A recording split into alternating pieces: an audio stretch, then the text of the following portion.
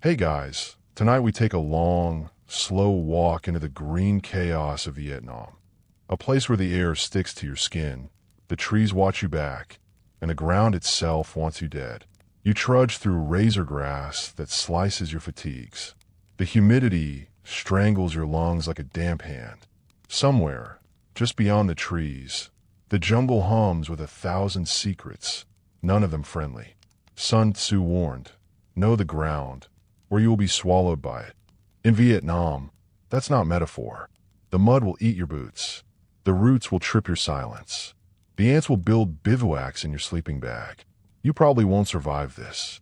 So, before you get comfortable, take a moment to like the video and subscribe, but only if you genuinely enjoy what I do here. And hey, drop your location and local time in the comments. I love seeing how far this sleepy little platoon reaches across the world. Now, dim the lights, pull the blankets closer, and let's ease into tonight's journey together. You arrive in Vietnam during the rainy season, which is a cruel joke because season implies a start and an end. Here, the rain just is. It doesn't fall, it invades. It worms into your rucksack, your rifle, your soul. You step off the C-130 and instantly feel like you've been dipped in soup. The air is thick with diesel fumes, mosquito whines, and the distant, haunting howl of an unseen monkey screaming into the dusk. They tell you the jungle is triple canopy. That's military code for 3 overlapping layers of foliage so dense that sunlight becomes a rumor. You stare upward, nothing but tangled branches and rustling shadows. Underfoot, a labyrinth of roots, decay, and things that slither but never introduce themselves. You start to understand why terrain mattered more in this war than anywhere else. In Europe, generals moved tanks across maps. Here, every square inch of ground is a potential trap. Hills have numbers instead of names. Hill 937, Hill 55, but their real identity is carved into the men who fought for them. The jungle doesn't care who wins. It just takes back whatever bleeds on it. Know the ground, Sun Tzu said. But how can you know something that changes every time it rains? Your first patrol is a 10-man squad moving out from a firebase near the DMZ. The mission is routine, recon and presence. Show the enemy you're here. You think with all the satellites, maps, and technology, you'd know exactly where you are. Nope. The lieutenant checks his topographical map, then folds it, frustrated. It might as well be a napkin. The pads here move. What was dry last week is a swamp now. A clearing marked on the map, full of elephant grass taller than a man. And that stream is now a chest-deep flood, buzzing with leeches and maybe the occasional corpse. Your compass needle dances. You don't trust it. So, you learn to read signs. Tree scarring, termite mounds, the wind's direction. One guy swears by the behavior of birds. If they fly away from a thicket, someone's hiding there. Another listens to frog croaks, says they fall silent when death moves. Is any of it true? You're too scared to disbelieve. And then there's the jungle itself, an entity with moods. One moment it's silent. The next it's alive with movement, too much movement. You crouch. Listen. Nothing. But also everything. The jungle is loud in the same way a casino is loud. A wall of meaningless noise that hides the one sound that matters. That's when the point man freezes. He lifts one finger. You follow his gaze. Just a patch of dirt ahead. No, wait. Not dirt. A footpath. A trail. Wide enough for one person. Old. New. There's no way to know. But your squad leader mutters cut trail. And that's all you need. You veer off. Never walk where the enemy expects you to. Historians still argue whether American troops were trained adequately in jungle warfare. Some say yes. U.S. Special Forces trained the ARVN for years before the war exploded. Others say the institutional memory was still stuck in World War II's island-hopping campaigns. But here, in this moment, it doesn't matter. You step through vines like a sleepwalker. Try not to brush anything that moves. If you're lucky, you'll make it through without triggering a punji pit, a tiger trap of sharpened bamboo hidden just inches below soft soil. If you're not, well, someone brought a body bag. You stop to take a sip from your canteen. It's warm, metallic. You sigh. The guy next to you whispers about water witches, locals who say certain streams are cursed because French soldiers died in them. He's kidding, probably. But again, you don't disbelieve. Around you, the terrain keeps changing. 1 minute, ankle-deep muck. The next, a sudden ridge, a perfect ambush site. You skin the tree lean. How do you know the ground when every shadow hides a possible muzzle flash? You remember the training. High ground is king, unless it's mined. Cleared paths are traps. Dry leaves equal noise. Darkness is your only friend, until it isn't. You've memorized the rules, but the jungle doesn't play fair. It's not flat or firm or forgiving. It's not Europe. It's not the Middle East. It's not even like the Pacific Islands of World War II. It's its own kind of hell, one with a heartbeat, and it doesn't beat for you. A quirky bit of trivia: some GIs tried wearing women's pantyhose under their fatigues. Why? To keep the leeches from latching onto their thighs. It sort of worked. But let's be honest, you'll still find at least one bloodsucker in your sock at the end of the day. And here's a cruel irony. The Vietnamese, especially the Viet Cong, knew the ground intimately. They grew up in it, farmed it, bled into it. They moved barefoot, left no trace, and used tunnels to vanish like ghosts. You, on the other hand, are stomping around in steel-toed boots, crunching every stick, snapping every fern like you're announcing your presence to Mother Nature herself. So you adapt. You cut your rations in half to lighten your load. You carry 2 extra socks, because wet feet mean trench rot. You learn to move slow, to breathe with the wind, to step after the bugs go silent. You don't know the jungle yet, but you respect it now. That's step 1. At night, the ground changes again. The soil sweats. Trees drip. Mosquitoes descend like smoke. You think you hear a twig snap, but it might have been a frog, or a sniper, or the guy next to you shifting in his sleep. The squad moves into a tight, circular perimeter. You take first watch. Every minute feels like an hour. You hear something scuttle behind you. You turn. It's a rat the size of a football. You sigh in relief. Then remember rats love crawling into boots. You tuck yours under your pack. Another sound, closer this time. Your heart rate spikes. You raise your rifle. Silence. Just silence. And that's when you understand. In Vietnam, the ground is not your ally. It's your adversary. It shifts, lies, and tempts. You can't conquer it, only survive it. Sun Tzu had it right. Knowing the terrain is the beginning of victory. In this war, it's the beginning of survival. Everything else comes later. You're standing in the middle of a rice paddy, shin deep in warm, gray water. Dragonflies buzz across the surface. Somewhere off to the west, a water buffalo snorts and flicks its tail. The heat presses down like a thick blanket. Behind you, the sun is already fading into a wet haze, casting the village ahead in a sickly amber glow. You shift your gear, and the movement sends a ripple through the mirror-flat water. It's quiet, too quiet. Then you hear it. Not gunfire, not footsteps. A different kind of weapon. The high-pitched rattle of a loudspeaker blaring Vietnamese across the paddies. You don't understand it, but someone does. The interpreter beside you, barefoot, impossibly calm, translates with a shrug. They say the Americans are invaders, that we eat babies. You blink. That's creative. Welcome to the psychological battlefield. Sun Tzu's next lesson hits differently in the mud. To win 100 victories in 100 battles is not the acme of skill. To subdue the enemy without fighting is the acme of skill. And this war, this hot, dripping, leech-bloated war, was fought just as much with pamphlets, bribes, and radio waves as it was with bullets. Welcome to the campaign for hearts and minds. And no, not the metaphorical kind. Actual hearts, actual minds. Your mission tonight: escort a civil operations and revolutionary development support, CORDS, team into a rural village where the locals aren't exactly sure if they like you, hate you, or just want the war to end so they can finish planting rice.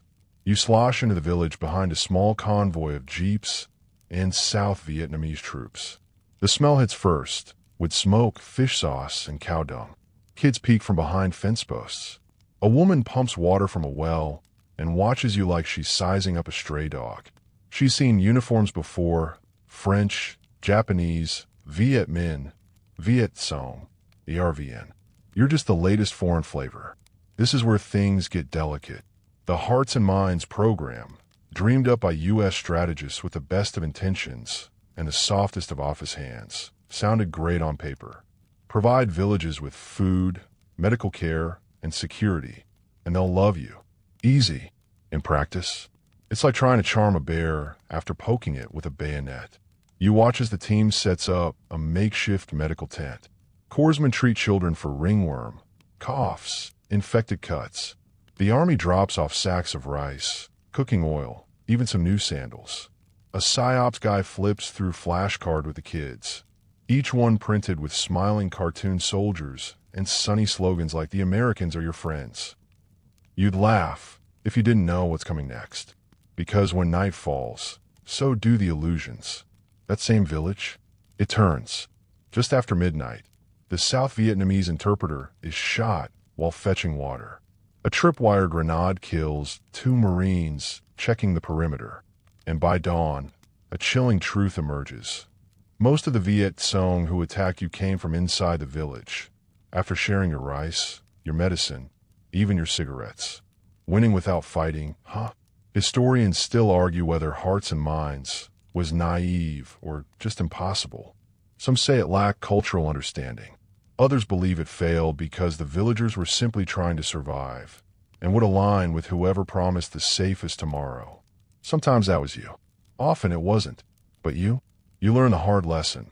Loyalty doesn't come from rations. It comes from trust. And trust doesn't grow overnight in soil soaked with artillery. There are small moments of breakthrough, though. One day, you sit beside an old Vietnamese man while your team repairs a collapsed school wall. You try to communicate. He points to your patch. You point to his weathered hands. He says something in Vietnamese, then laughs. You don't get the joke, but you smile anyway. Then he leans closer and whispers, "Don't dig there tomorrow." You blink. What? He just nods and walks away. The next morning, a booby trap is discovered precisely where you plan to dig. No one saw him set it. No one saw him warn you either. You report up the chain. The brass calls it local cooperation. You call it grace. The psychological war didn't just flow one way. You remember when the Viet Cong started leaving little dolls outside your firebase. Tiny wooden effigies in American helmets, nailed to bamboo sticks, their arms broken. A warning. Another time, someone smuggled in enemy leaflets folded inside an issue of Stars of Stripes. The translation? America lies. Your family has forgotten you. It rattled even the hardest guys. The strangest part? Some of the propaganda worked. Not because it was smart, but because it played on the truth. The jungle was far away from home, and home wasn't writing back. Even on patrol, you start seeing warfare without gunfire. A group of kids wave you down to offer mangoes. You kneel to accept one, and the youngest whispers, "VC coming tonight." You blink. She grins, then runs. Later, you ask the interpreter what her name was. He just shrugs. Doesn't matter. She won't be here tomorrow. That's how it was. Villages shifted allegiances like wind direction. One day they offered you tea. The next, you were dodging snipers from the same rooftops. The war was everywhere and nowhere. Your enemies had names like uncle and neighbor. Their uniforms were invisibility.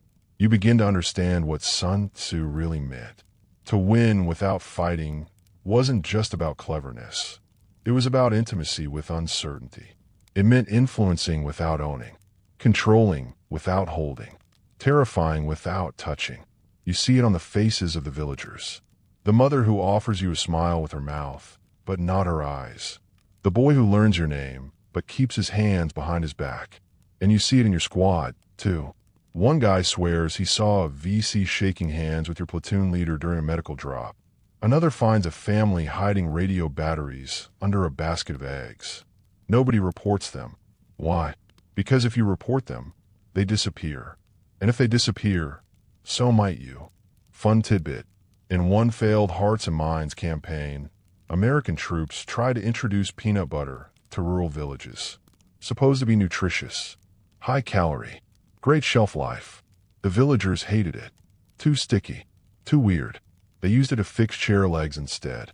Some programs fared better.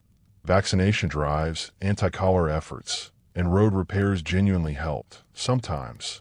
But when those roads also brought tanks and napalm, the goodwill got buried faster than a punji pit. And then there's the weirdest tactic of all, voice broadcasts from the dead. Yep, PSYOPs teams recorded fake messages in ghostly voices, supposedly from fallen VC soldiers, and played them from helicopters over jungle zones. The message? Why did you let me die? Why do you still fight for nothing? It freaked people out. Or maybe it just amused them. No one knows if it worked. But it says everything about this war. Even death had a microphone. The more time you spend here, the more you realize that no one's really winning. You can't conquer hearts with MREs. You can't fix minds with band-aids and slogans. Sometimes, all you can do is show up, be kind, and try not to shoot the wrong person. You learn that silence is its own kind of power. A well-placed smile, a whispered warning, a quiet act of mercy. They carry more weight than a 500-pound bomb. But then again, sometimes you do need the bomb. Because kindness, too, has a limit. And so you return to the paddy fields again, ankle deep in mud, watching the village light up with tracer fire at midnight, realizing, perhaps too late, that you were never just fighting soldiers. You were fighting ideas, and ideas don't die in firefights. They fade, slowly, or they outlive you. You're moving single file, down a jungle trail so narrow that the leaves kiss your cheeks. Sweat leaks from every pore. Your boots squelch in damp earth, and your rifle is slick in your hands. Every few seconds, you swat away a spider web, or what you hope is a spider web. The man ahead of you disappears into a curtain of foliage. You follow, hard in your throat. Nothing ahead looks like a path, but your point man insists it is. Then you see it, a clearing. Empty, peaceful, too peaceful. And that's when you feel it. Not see it, feel it. You're being watched. Sun Tzu whispers through the leaves. All warfare is based on deception. Welcome to the world where nothing is what it seems. Welcome to the jungle of lies. You'd think in war, the loudest gun wins. But here, it's the quietest man. The shadow on the bamboo. The leaf that moves when it shouldn't. The booby trap that waits a week before claiming its victim. In Vietnam, the Viet Cong didn't just hide. They performed. They staged elaborate scenes of tranquility to lure American troops into complacency. A pristine village could be abandoned 3 days ago. A chicken wandering near a footpath might be tied to a tripwire. A body lying in the road could be bait. The jungle teaches you to second-guess everything. You learn to spot patterns because the enemy knows you rely on them. If a trail curves every 20 paces and suddenly it doesn't, you stop. If birds fall silent and then chirp again, you freeze. If a spider web stretches perfectly across a trail, untouched, it probably means no one's passed in hours. But if the web is slightly torn, someone's watching. And sometimes, they want you to see them. That's the creepiest part. You're on a sweep just outside Siuchi. Your squad stumbles across a series of huts. No people, no sounds, but there's food on the fire, still warm. It's unsettling. Your sergeant motions for everyone to fan out. You step inside one of the huts. Empty, except for a single photograph on the wall. A Vietnamese man in uniform, staring into the lens like he knows you. On the table, a bowl of rice, still steaming. You leave it untouched, but the point is clear. Someone was here. Maybe still is. Maybe watching from the tree lean right now. You retreat, carefully. No contact. No shots fired. But your mind is rattled. And that's exactly what they wanted. Historians still argue whether the U.S. military underestimated guerrilla tactics out of arrogance or ignorance. Some say commanders were too obsessed with kill counts to understand the nuance of enemy movement. Others claim the Viet Cong were simply masters of terrain and timing, disappearing before a fight and reappearing when it mattered most. You lean toward the latter. After all, You've seen them vanish into tunnels no wider than a garbage can. You've seen them fake injuries to draw medics into ambush zones. You've even seen entire platoons follow phantom footpaths, false trails left deliberately to lead you into minefields. And the thing is, it works. Every time. You remember your first Claymore incident. A small trail. Nothing suspicious. The point man is relaxed, chatting about a letter from home. You're walking 5 steps behind him when pop. A gentle click. Not loud. Just a click. He doesn't move. You don't breathe. The sergeant whispers. Freeze. Everyone freeze. It takes the engineers an hour to crawl forward and confirm it. Tripwire connected to a rusted Chinese claymore, hidden behind a fern. If the wire had been 2 inches tighter, someone would have lost a leg. Or a life. The VC didn't need to shoot. They just needed you to forget to look down. A fringe fact? Some Viet Cong units rigged booby-trap condoms in latrines. Yes, condoms. Explosive charges wrapped in rubber, buried under toilet seats. They didn't want to kill you, just humiliate you, make you afraid to relieve yourself. And it worked. For weeks afterward, your squad dug safe holes, every night, guarded by 2 men with rifles, just to take a leak. Even American forces played the deception game when they remembered how. Some units carried fake radio chatter to suggest reinforcements. Others left behind empty shell casings to imply a firefight had taken place. But the truth? The Viet Cong were better at it. Much better. You once found a trail where every 3rd step was slightly off angle. Turns out, they were faking the footfalls of a 10-man unit, when in fact, only 3 had passed through. Enough to make you waste time, change course, or panic. And panic here is fatal. You meet a tunnel rat, short, wiry, eyes like cracked glass. He tells you about finding a candle still burning deep underground. Not freshly lit, still burning, which meant someone had just left. The rat turned, crawled back up, and didn't speak for 2 hours. Just stared. Later, he admitted, that candle wasn't for light. It was to mess with my head. You begin to move differently. You stop trusting footprints. You stop trusting silence. You start looking at trees not as trees, but as covers. Every vine might be a wire. Every hole a snare. You start smelling for trap grease, listening for insect patterns. And sometimes you're wrong, which is worse. Thinking you see a threat when there's none, or not seeing the one that's real. Sun Tzu didn't have claymores and punji sticks in mind, but his principle still applies.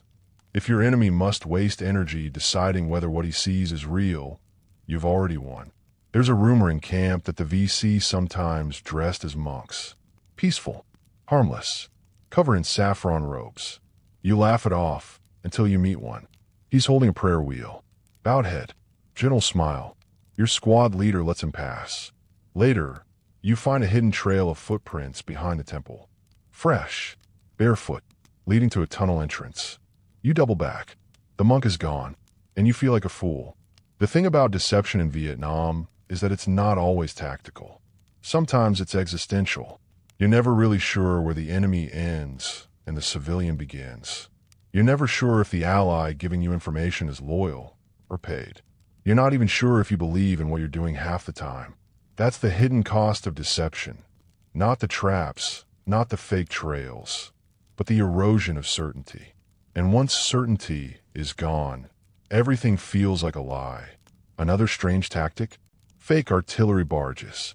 The U.S. once dropped empty shell casings and blasted recordings of bombardments through hidden speakers. The goal? Trick the enemy into retreating from non-existent fire zones. Did it work? Sometimes. But the jungle remembered. It always did. And the next time U.S. forces moved through that same area, real booby traps, real mines, real casualties. Because deception is a two-way game, and the other side was just better at keeping score. Your final lesson comes during a jungle recon. You spot movement barely. A figure darts through the foliage. Your finger tightens on the trigger, but the lieutenant holds up a fist. Wait. Moments later, a group of monkeys leaps through the same trees. False alarm, but for one heart-pounding second, it felt real. And that's the game. Make them guess. Make them flinch. Make them see ghosts in the green. Make them fear every leaf. You're the bait today. You've known since morning, but now that the light is dying and the humidity rises like something alive, the reality hits harder. You trudge along a ridge line with your squad. Exposed, visible, intentionally obvious. The radio guy mumbles something about being meat on a hook. You try to laugh. No one else does. The point man moves slower than usual. You know he's thinking it too. Somewhere up ahead, someone is watching us walk right into it. Sun Tzu's words feel like gallows poetry. When strong, appear weak. When weak, appear strong. But today, you're not the one playing the trick. You're the trick. Earlier this morning, your squad was pulled from perimeter duty for a movement to contact. Ops sounds innocuous enough, until the lieutenant spells it out. Walk loud, walk slow, draw fire. There's intel, vague as always, of enemy fighters operating near a hamlet outside Quang Nai. But nothing solid. No precise numbers. Just whispers and footprints. So, the plan is simple. You, the bait squad, move through the area like amateurs. Loud, open, casual. You want to get ambushed, so that a reaction force hiding miles away in the bush can pounce. Appear weak, Sun Tzu said. And it's working. Too well. By late afternoon, the birds are gone. Not silent, gone. The cicadas stop chirping. Even the wind feels like it's holding its breath. The jungle goes from music to vacuum. And then, movement. Not ahead. Behind. You spin. Just branches. Just leaves. Maybe a bird. But maybe not. You feel in your spine. Contact incoming. Your sergeant raises a hand. Fist. Everyone freezes. The point man does something odd. He leans to one side, as if listening to the earth itself. Then he looks back and mouths down. You drop. Not a second too soon. A burst of AK fire rips the air above your head. The trap springs. Rounds scream over the ridge. Your squad returns fire, but you know the drill. Hold position just long enough to confirm enemy presence. Then break contact. The enemy? They're doing the same math. They smell a setup. But it's already too late. Within 3 minutes, mortars from the hidden reaction force start dropping behind enemy lines. A fire team that wasn't even supposed to be in the area appears like ghosts out of the bamboo. M60s rake the brush. And you, the bait, crawl back to safety with knees shaking, ears ringing, and a new respect for how inviting death can be a tactic all its own. Historians still argue whether these fake patrols were ethical. Were you using your own men as sacrificial decoys? Or just executing brilliant counter-guerrilla tactics? Depends who you ask. Some officers believed it was the only way to lure out mobile VC units. Others called it reckless. Many soldiers, like you, called it what it was: nerve-wracking. You don't feel brave. You feel used. And alive. Which is more than could be said for one poor guy on the flank. He caught a ricochet through the thigh. Clean exit. Thankfully, he's on his way to evac now, high on morphine and cracking jokes about getting a Purple Heart and a beach vacation. These kinds of operations, recon and force, bait and slap, phantom contact patrols, were all rooted in Sun Tzu's favorite trick, manipulating appearance. The U.S. Army, at its best, used this to stunning effect. A quirky success story? Operation Starlight in 1965. Marines staged a feint at one end of a peninsula, while landing forces at the other end, pinning the VC between two fires. It worked, because they made the enemy believe they were unprepared. Deception isn't always glamorous. Sometimes it's just walking like you're lost, talking like you're new, and hoping the guy watching from the trees takes the bait. And sometimes, that guy is better at pretending than you. You remember a story from another squad, about a reverse bait op. A VC unit left a wounded soldier out in the open, crying for help. He was real, shot in the leg, bleeding, but he was also wired with explosives, and the surrounding brush was thick with gunmen. A U.S. medic ran to help. He died before he got there. You heard about it over chow that night. No one touched their rice. The medic had been the funny one, the guy who did impressions. He was the only one who could cook a real omelet with sea rations. Gone. because someone else knew the power of appearing weak. You get back to base before nightfall. Your uniform is shredded. Your pack is missing half its contents. Your hands still shake when you light a cigarette. You stare out at the jungle. And the jungle, as always, stares back. There's a new mission on the board. Another bait op tomorrow. You consider faking an ankle sprain. You won't, but you think about it. Your squad jokes about becoming professional decoys. We should wear blinking lights, someone says. You don't laugh. The enemy is smart. Smarter than they should be. They study you the way you study them. And worst of all, they know when you're pretending. Want to hear a strange one? Some American squads would deliberately misfire rounds on patrol. Single shots, spaced irregularly, just to sound like scared new guys. VC scouts, hearing the sloppy cadence, would assume it was a fresh unit. That's when the real fight would start. Sometimes it worked. Sometimes it just confused the enemy. Sometimes it confused your own men. A misfire in the jungle isn't a tactic. It's a potential blue on blue. That's the tightrope of deception. Lean too far, and you fall into chaos. You meet a lieutenant who carries 3 helmets. Why? One standard issue, one with officer insignia, and one with none at all. He changes them depending on whether he wants to be seen as a leader, a nobody, or bait. He tells you, sometimes I want them to know I'm in charge. Sometimes I want them to think the radio guy is. He's smart. You wonder how long he'll live. Later that night, you hear movement in the trees. You sit up, check your rifle, hold your breath. It's a monkey, just a monkey, but it could have been someone watching you, measuring you, weighing your strength or your weakness. You remember Sun Tzu again, appear at points where the enemy must hasten to defend. You wonder how many times you've been at point, how many times your strength was just a shape, a signal, a ruse. You don't know whether to feel brave or used. Maybe both. Maybe that's war. The birds scatter before the helicopters do. You're strapped into a UH, one Huey, knees pressed to your chest, boots braced against the skid, hands white-knuckled on your M16. The rotor above your head thrums like the war's own heartbeat, loud enough to drown out thoughts, conversations, fear. Below you, jungle. Nothing but jungle. A solid sheet of green that rises and falls in waves. Each crest a hill, each dip a valley. Somewhere in that leafy ocean, your landing zone waits. You don't know what's down there. You just know you're going in. Sun Tzu said, strike like thunder, then fade like smoke. He could have written the playbook for air assault. Welcome to Vietnam's version of lightning war. Screaming rotors, fast ropes, and the art of vanishing before the echo of your gunfire dies. Your bird is part of a wedge formation. 8 Hueys fanned out, a steel flock hurtling through the sky, bellies full of soldiers like you. Below, the jungle blurs.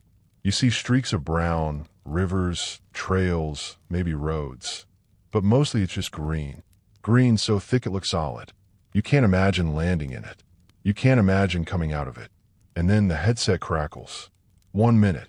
You lean out, wind ripping across your face. Your stomach flips, not from turbulence, but from something worse. Anticipation. You tighten your chin strap. The door gunner to your right slaps the side of the bird and gives a thumbs up. Then you see it. The landing zone. LZ for short. It's small. Too small. A little rectangle of brown earth shaved out of the jungle with machetes and explosives. Barely enough space for 2 birds to set down at once. Around it, pure chaos. Trees, smoke, 100 unknowns. And maybe, just maybe, someone waiting with a gun. You're about to hit the ground like thunder. This is the modern expression of one of Sun Tzu's oldest principles. Hit hard, vanish fast. Helicopters gave commanders the ability to put troops anywhere. No need for roads, no need for convoys. You could wake up sipping bitter coffee at a fire base and, by lunchtime, be neck deep in a firefight 50 kilometers away. But the real magic wasn't just mobility, it was surprise. Viet Cong forces often vanished into tunnels or melted into the trees, confident that reinforcements would take hours or days to arrive. The Huey changed that. Now, you could strike before they even heard you coming. Or at least, That was the idea. You land in a crouch, boots in churned earth. The skids barely kiss the dirt before your squad spills out. Hunched low, weapons high. The rotor wash kicks up dust and leaves. The bird lifts off before you've fully registered the ground. And just like that, you're in it. The jungle presses close. Every movement sounds too loud. You're drenched in sweat before the first shot is fired. But you're lucky today. No contact, yet. You fan out, secure the perimeter, and wait for the next wave of birds. Over the roar of rotors, the lieutenant yells orders. You nod. You don't hear them, but you nod. Sun Tzu never mentioned rotor wash or earplugs, but you're sure he'd appreciate the metaphor. Descend like thunder, strike like lightning, retreat before the smoke clears. It's not always that clean, though. You remember the first time you saw an LZ hot. Enemy gunfire already waiting. The first Huey caught it hard. Windshield spiderwebbed, pilot hit. The bird tried to set down and clipped a tree instead, flipping like a toy and disappearing in a puff of smoke and screams. The rest of the formation peeled off. Your bird diverted to a secondary zone, a muddy stretch near a rice paddy. You landed in knee-deep water and fought your way out of it like frogs with guns. Historians still argue whether air mobility was a game-changer or a logistical nightmare. On paper, it gave U.S. forces unmatched flexibility. In practice, birds ran out of fuel.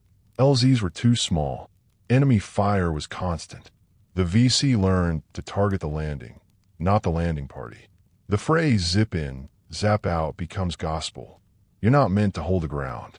You hit. You clear. You leave. If you stay too long, the jungle starts plotting against you. That's what happened at LZ X-Ray in the Ia Drang Valley, 1965. It was supposed to be a textbook air insertion. It turned into a 3-day siege. Hundreds dead. Thousands of rounds exchanged. The first real test of large-scale air assault. And a lesson? Fast in is good. Fast out is better. Quirky fact time. The Huey got its name from its original designation, HU-1, which soldiers pronounced as Huey. Even after the name changed officially to UH-1, the nickname stuck. By war's end, over 7,000 Hueys flew in Vietnam. Over 3,000 were lost. Each one sounded like salvation or death, depending on who you were. Today's mission is a raid. Locate a suspected weapons cache hidden in a cluster of hooches near the Mekong tributary. Intelligence suggests light resistance. But intelligence also said it might rain today, and there's not a cloud in the sky. You and your squad move quickly. One guy plants a thermite grenade in a suspected ammo shack. Another digs up a cache of AKs hidden beneath banana leaves. No gunfire yet, which makes you nervous, because the VC don't always shoot first. Sometimes they wait, let you get comfortable, let you think you've won, and then they spring the trap. Sun Tzu again. Opportunities multiply as they are seized. Air assault wasn't just about reacting, it was about overwhelming. Create opportunity by being faster, by being first. But speed comes at a cost. You've seen guys dropped into the wrong LZ by mistake, pinned for hours with no support. You've seen helicopters crash in dry creek beds because no one scouted properly. And worst of all, you've seen squads inserted into an LZ that was quiet because everyone was already dead. Later, you meet a pilot who says flying in Vietnam is like playing chess with a blindfold on. You can't see the board, he says. You just feel it shift beneath you. He tells you about the time he landed in a field, only to find it lined with daisy-chained landmines. His co-pilot saw the tripwires just in time. They hovered for 10 minutes before daring to lift again. You ask how many times he's been shot at. He just laughs. Back in the air, the return ride is faster, lighter. The birds till hard and hug the tree line. Below, the jungle waves goodbye in silent green. You feel like smoke now, dispersing. Mission complete. Ground covered. Weapons cache destroyed. No casualties. But you're not celebrating. You know better. Because in Vietnam, even victory feels like a question mark. You touch back down at base, ears still ringing. The rotor wash lingers in your skin like static. Someone hands you a can of warm soda. You sip, staring at the tree line in the distance. You don't feel like thunder. You feel like fog. But maybe that's the point. Your boots hit mud before your brain hits reality. There's no warning, just a scream, a pop, and then the weightless moment between safety and chaos. 1 second you're patrolling through waist-high elephant grass, the sun filtering in gold through the canopy. The next, you're hauling yourself behind a termite mound as AK-47 rounds whip through the air like hornets. Welcome to the ambush, the nightmare that stalks every step in the jungle. Sun Tzu said, when the enemy is relaxed, make them toil. When full, starve them. When settled, make them move. You've barely had a sip of water before you're crawling through thorns, knuckles and dirt, trying to return fire in a direction you can't even confirm. The foliage is too dense. The sound bounces off trees. You shoot back anyway, because not firing feels worse. This is what ambush warfare in Vietnam feels like. Disorientation turned into an art form. The jungle, it turns out, is an accomplice. Nothing in this place wants you here. Not the heat, not the bugs, and especially not the silence. Because silence is a lie. It masks the claymore wired beneath a log, the sniper peering through foliage, the punji pit dug beneath a carpet of leaves. You move through it like a ghost, trying not to wake the dead. The Viet Cong mastered this terrain long before you showed up. They didn't need fancy uniforms or night vision. They had patience, and they had time. They studied American patrol patterns. They knew you'd come through the valley floor because the ridge was too steep. They knew you'd take 5 when the sun was overhead. They knew how tired you'd be after 3 clicks in soaked boots. So they waited. Historians still argue whether the VC ambush tactics were purely instinctual or formally trained. But you know this, it works. It worked yesterday. It might work today. And if it does, there's a body bag with your name on it. There's no front line here, only suddenness. Ambushes don't begin with the first shot. They begin with everything seeming fine. The false calm, the sound of birds returning, the way your squad gets too spread out, the way your point man glances left at the wrong time. Then, contact left. Gunfire opens like a zipper, tearing open the jungle. Bullets shred bamboo. Someone's already screaming. Someone else is already not. You hit the dirt, press your cheek to mud, and smell blood and gunpowder. You don't aim, you respond. And behind it all, like an undertone of fate, the distinct flinty click of a B-40 rocket launcher. You feel it before you see it.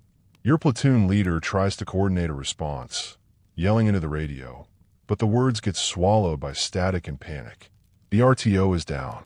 Maybe not dead, but down. The jungle gives no second chances. Sun Tzu would have smiled. He believed the best way to defeat an enemy wasn't brute strength. It was to rob them of certainty. An ambush in Vietnam wasn't just a military tactic. It was a philosophy. Let them bring everything they have, and then take it all away in an instant. Want a fringe fact? Some U.S. patrols began carrying baby dolls, realistic ones. Not for luck, not for guilt, but because the Viet Cong sometimes rigged real dolls with explosives and left them in abandoned villages. They knew a soldier would stop, bend down, maybe remember home. Then boom, now your squad sees a doll, and they shoot it. That's the level of psychological erosion this war crafts. But not every ambush ends in death. Today, you're lucky. You and your squad rally behind a fallen log.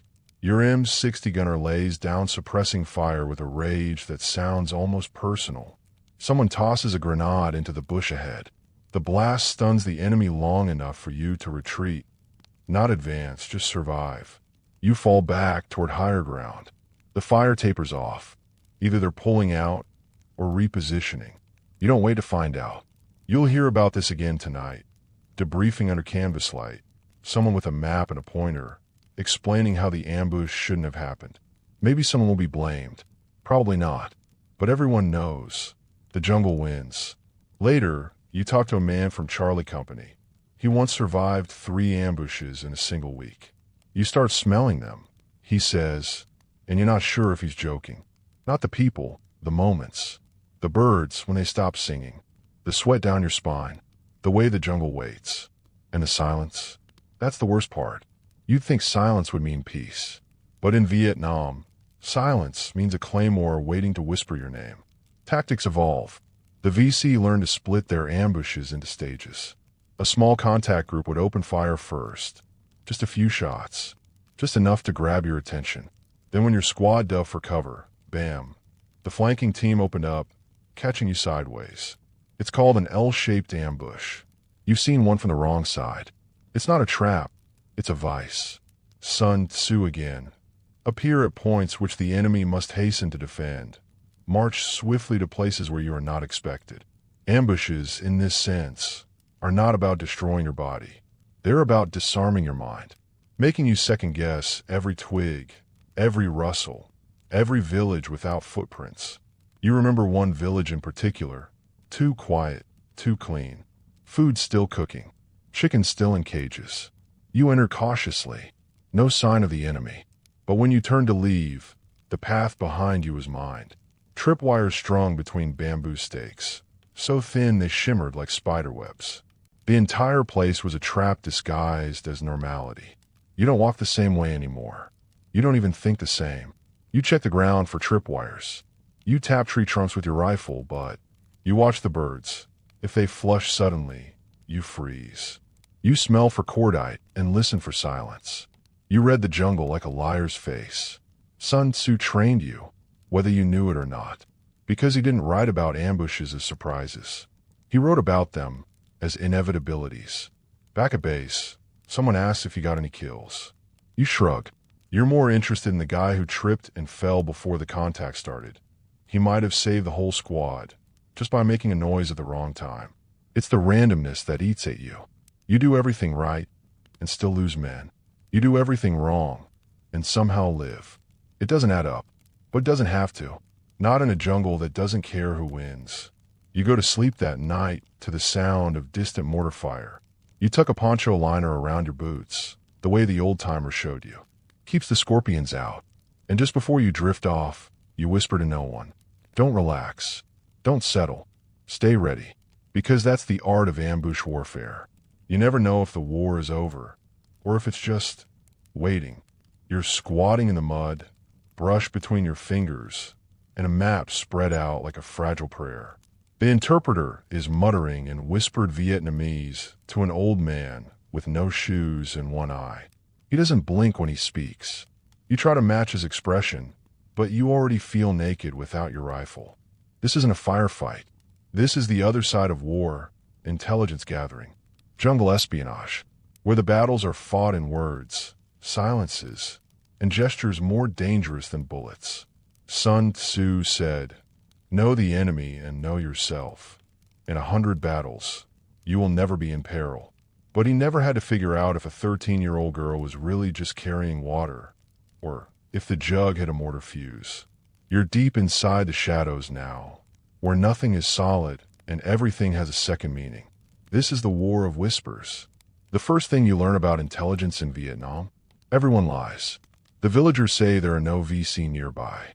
They say they haven't seen strangers. They say they want peace. And they might be telling the truth. But then again, maybe the VC threatened their families the night before. Maybe the rice in their storehouse is hiding AK magazines. Maybe their old monk really is a monk. Or maybe he's transmitting coded radio messages from a hollowed-out Buddha. Historians still argue whether the majority of Vietnamese civilians supported the communists or merely endured them. What you know is simpler. Fear is a hell of a motivator, and sometimes survival wears a smile. Your job today isn't to shoot, it's to listen. Your squad is working with MACV, Military Assistance Command, Vietnam. They specialize in what they call hearts and minds, though to you, it feels like hearts and minefields. Every conversation is a tightrope. You're watching body language. I twitch, tension the hands. A too quick nod. It might mean the intel is fake. Might mean they're stalling. Might mean they're terrified. And who wouldn't be? There's an American rifle on one side, and a VC bayonet waiting at nightfall on the other. There's no such thing as a neutral villager. You meet a woman who hasn't spoken in weeks. They say her husband was executed by the VC for helping ARVN troops. She nods silently when asked if there are tunnels near the old banyan tree. 2 days later, A squad uncovers a hidden weapons cache inside a buried rice granary. Another day, you're talking to a boy chewing sugarcane who mentions he saw strangers with rifles near the river. Your unit reconfirms the coordinates. A recon plane flies over that night and picks up signs of troop movement. But the next morning, your patrol gets ambushed on that same trail. You wonder if the boy lied, or if you just didn't ask the right question. This is human intelligence, HUMINT for short. There are rules, of course. Interrogation protocol, rapport building. But out here, things are murky. Some interrogators are gentle. They hand out candy and medicine. Others, not so much. You've heard stories. Everyone has. The bamboo cages, the water drums, the long sleep, threats whispered behind closed flaps. Historians still debate how much of the U.S. success in eliminating VC cells came from persuasive intel methods versus sheer boots-on-the-ground grind. But you know this. In a war like Vietnam, information is a more dangerous currency than bullets. Want a quirky fact? In the Delta region, ARVN scouts use trained otters. No joke, to detect underwater tunnels and swimming sappers. The logic. Otters are curious, fast, and highly territorial.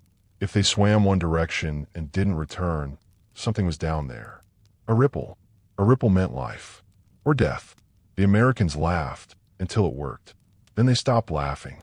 One of your team members is fluent in Vietnamese. Not native, but fluent enough to understand when someone swaps dialects mid-sentence. That's a sign.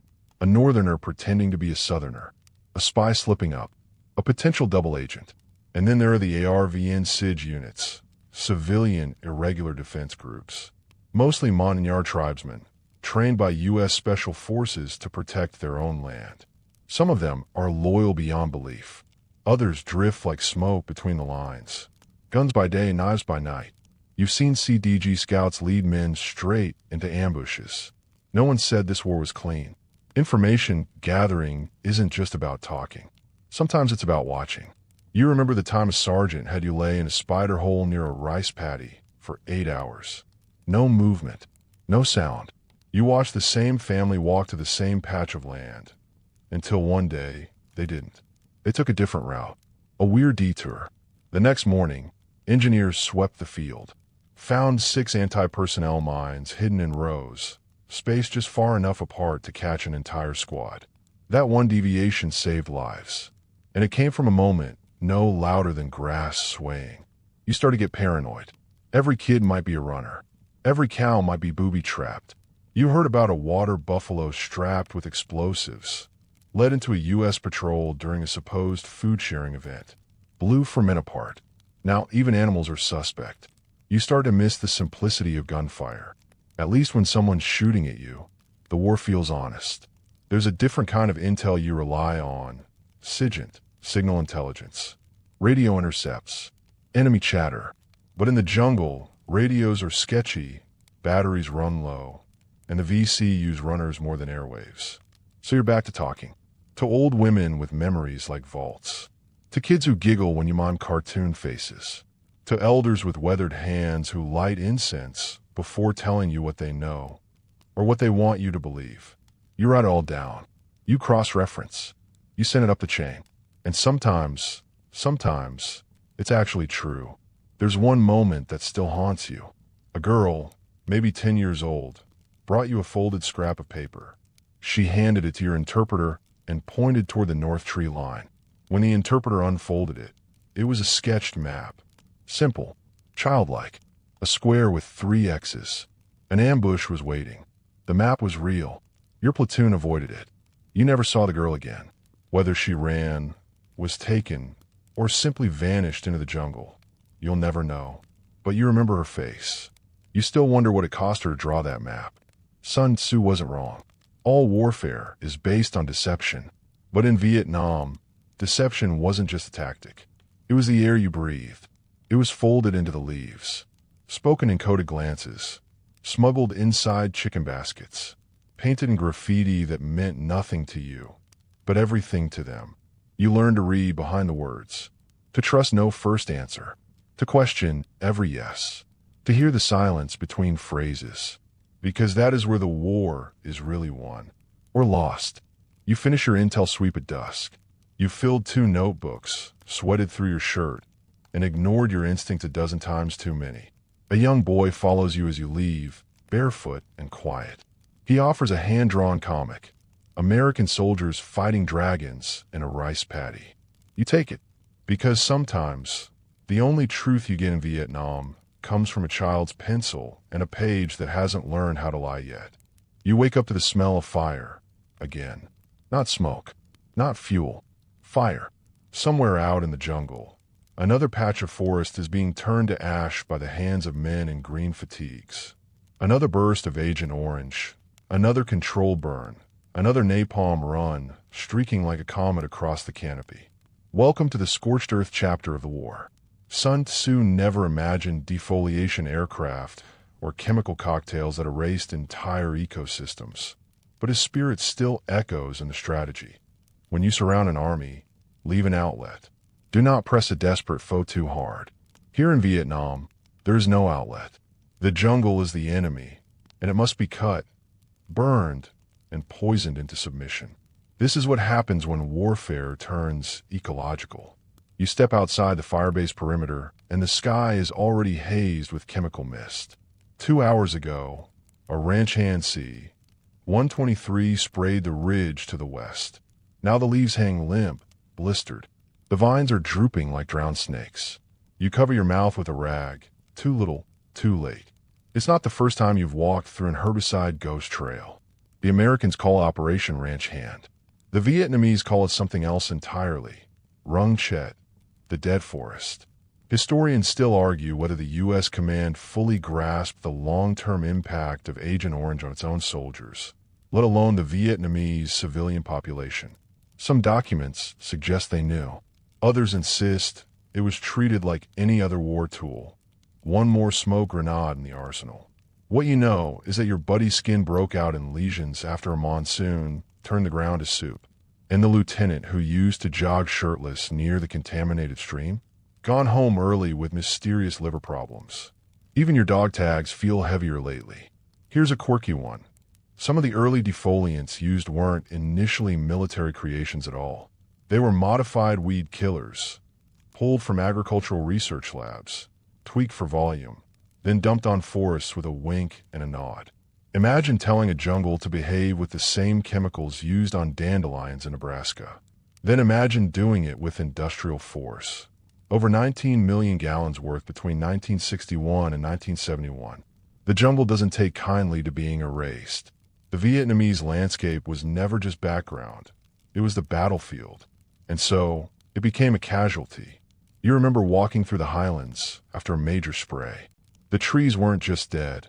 They were crumbling. Bark flaked off like old paint. Birds no longer nested. Frogs vanished. Even the ants had moved out. But the defoliation wasn't just about plant life. It was about visibility. The jungle gave cover to the Viet Song, to snipers, tunnels, and entire ghost divisions. Kill the jungle. Kill their advantage. That was the logic. Sun Tzu might have agreed. He wrote of starving out cities and drying up rivers to weaken the enemy. This was the same concept, just louder, smokier, and with a Monsanto label. You're on a mission now, trekking through an area marked cleared by aerial recon. Except nothing's ever truly clear. The ground is open, yes, but now it's soft, too soft. And open fields mean open targets. No canopy above to shield you. No vines to grab onto if you fall. The ironic result? Some of the defoliated zones become more dangerous than the untouched jungle. You're easier to see, easier to shoot, and exposed to every landmine that wasn't clear before the chemical rain fell.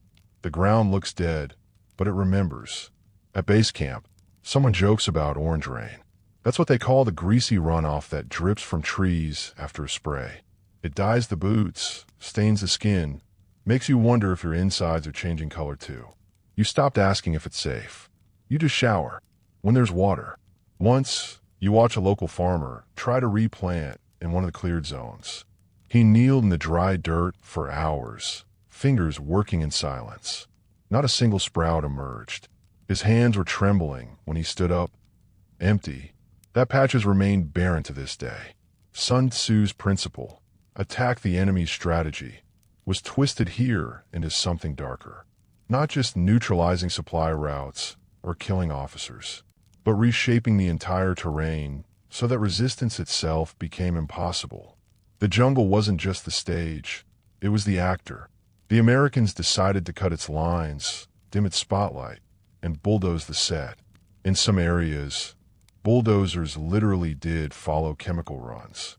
Earth-crushing roam plows were sent into weakened areas to turn the mushy forest into flat staging zones for artillery bases. You saw one once, massive treads, teeth like metal wolves, churning up trees like butter. No songbirds in those places anymore. Here's a fringe tidbit. U.S. engineers tested flamethrower trees. They wired remote ignition devices to trunks and filled them with flammable gel. When VC troops passed through, the tree would detonate, engulfing the area in fire. It was part booby trap, part psyop, part horror show. Only a few were ever deployed. The theory was abandoned when someone realized flaming trees don't discriminate. They burn everyone, including the men who planted them. Meanwhile, the Vietnamese weren't just watching this happen. They were adapting. You learned the hard way that VC troops had masks soaked in charcoal and vinegar to cut through the sting of chemical fog. They built reverse shelters, tunnels that dove beneath poisoned roots, where the air was filtered through woven bamboo and clay. They even mapped the spray zones and used them against you, steering patrols into bare zones before launching ambushes from the untouched perimeters. Your captain once called it eco-chess. The jungle was the board. You were the pawn. And the rules kept changing. Some nights, the wind carries the faint smell of rot and bleach. You try not to imagine the molecules curling into your lungs, clinging to your clothes, soaking into your scalp. You tell yourself it's just your imagination. But every now and then, you see a rabbit with no fur, or a bird with twisted legs, or a baby born with eyes that don't blink. The war left no part of the food chain untouched. Years later, you'll hear the lawsuits, the veterans demanding compensation, the villages where cancer rates are still sky high, the children born with conditions that have no names in English or Vietnamese. You'll remember how the jungle screamed when it burned, and how quiet it got afterward. That's what haunts you most. Not the sound, but the silence that came after. And yet, Sun Tzu's whisper remains. There is no instance of a nation benefiting from prolonged warfare. In trying to erase the jungle, the war carved its scars into the soil, the sky, and the bones of both enemy and ally alike. You were a soldier, yes, but also a witness, to a kind of warfare older than bullets and more devastating than napalm. Warfare against nature itself. And nature doesn't forgive. It remembers. It waits. And it returns. It starts with a whisper in the trees. Not wind. Not birds. Something else, rhythmic, purposeful. A shuffle of feet against soft jungle loam. A flick of foliage disturbed by hands too careful to be curious animals. You freeze. Your fingers tighten on your rifle. You hold your breath. Not out of fear, but calculation. This isn't a firefight yet. Not until someone makes the first mistake. This is the part Sun Tzu prized above all. Intelligence. Not the kind behind desks, but the type that crawls through vines, listens for dialects, smells the oil on gun barrels. The kind you live or die by in Vietnam. You're not just a soldier here. You're a spy with a bayonet. Let's talk recon patrols. You move in 5-man squads, small enough to vanish, large enough to fight if you must. You don't stomp through the jungle like a parade. You slither. You ghost. You observe. Sun Tzu wrote, "Know the enemy and know yourself. And in 100 battles you will never be in peril." Easier said than done when knowing the enemy means squatting in mosquito-infested brush for 12 hours, hoping a Viet Cong courier strolls past your blind without noticing the gleam of your watch band. You remember a mission near the Cambodian border. 3 days, 0 sleep, and the only thing you saw was a monkey with a broken leg. But the intel that monkey didn't give you is just as valuable. That trail was cold. Here's your mainstream fact. Nearly 70% of all combat missions in Vietnam involve some form of reconnaissance. Not flashy, not heroic, but essential. The jungle's opacity made satellite photography useless. Helicopter flyovers, too fast and noisy. You needed boots on the ground, eyes behind the leaves, ears tuned to the jungle's dialect. And sometimes, noses. That's right, many patrols brought along scout dogs. German shepherds, mostly. Their ears perked at distant footsteps long before yours could. Their noses twitched at trap wires, old blood, even freshly dug tunnels. They didn't care about communism. They cared about you making it home. But it wasn't just the Americans doing recon. The Viet Cong had their own version. Teenage scouts barefoot in black pajamas, moving like smoke. They knew every bend in the river, every termite mound that doubled as a weapons cache, every ant nest disturbed by recent boots. They blended in so well that sometimes a friendly face in the village would wink at you in the morning and be calling artillery coordinates to the North Vietnamese by dusk. Historians still argue whether U.S. forces underestimated the VC's jungle network, or whether the entire war effort suffered from a fundamental blindness to the enemy's patience and familiarity with the terrain. Either way, recon was a losing game if you thought it only happened from your side. You remember a time you followed a trail of torn banana leaves up a hillside. They looked innocent, just jungle debris. But something about the pattern was off. Too evenly spaced. Too fresh. You crouched. Waited. Then came the rustle. A young boy, maybe 12, skittered by with a water gourd and a coil of radio wire. You let him pass. Orders were not to engage unless fired upon. But your fingers didn't leave your trigger until he disappeared behind the ridge. He never looked back. He didn't need to. He knew you were there. Quirky tidbit. You like this. Some U.S. recon units in the Central Highlands used trained ravens to scout ahead and return with small markers clipped to their legs. It was part of an experimental program. Short-lived, largely unsuccessful, but briefly impressive. Problem was, the birds got too friendly with local wildlife. One raven allegedly returned to base with a small snake in its beak and a total disregard for the mission. So much for avian espionage. Still, you kept walking. Kept watching. You learned to spot anomalies. The way ferns bent after someone brushed them. The way silence settled too neatly in an area that had, seconds ago, been humming with crickets. Once, your squad crept into a village suspected of harboring VC supply lines. On the surface, it was a sleepy hamlet of rice paddies and cooking fires. But something fell off. The children were too quiet. The chickens? Gone. Chickens don't leave unless someone eats them, or hides them. Turns out the animals had been pinned underground to avoid giving away the presence of fighters. You found a tunnel beneath a sleeping mat. You also found 3 rifles and 2 claymores wired to detonate at knee height. You didn't sleep well that night. Here's where Sun Tzu haunts you again. All warfare is based on deception. In Vietnam, deception wasn't just a tactic. It was the air. Booby traps were disguised as fishing nets. Radios were hidden inside Buddhist shrines. Recon troops posing as lost farmers accidentally wandered into U.S. perimeters just to count the machine guns. Once you intercepted an NVA squad dressed in South Vietnamese uniforms. Perfect stitching, correct insignia, even polished boots. Only giveaway. One man was wearing his belt upside down. Rookie move. That cost him his life. You begin to notice patterns over time. They echo patrols. Phantom movements meant to bait you into chasing shadows. The whistle traps. A single whistle blown in the trees, followed by silence. A mind game, sure, but also a signal. You still don't know what it meant.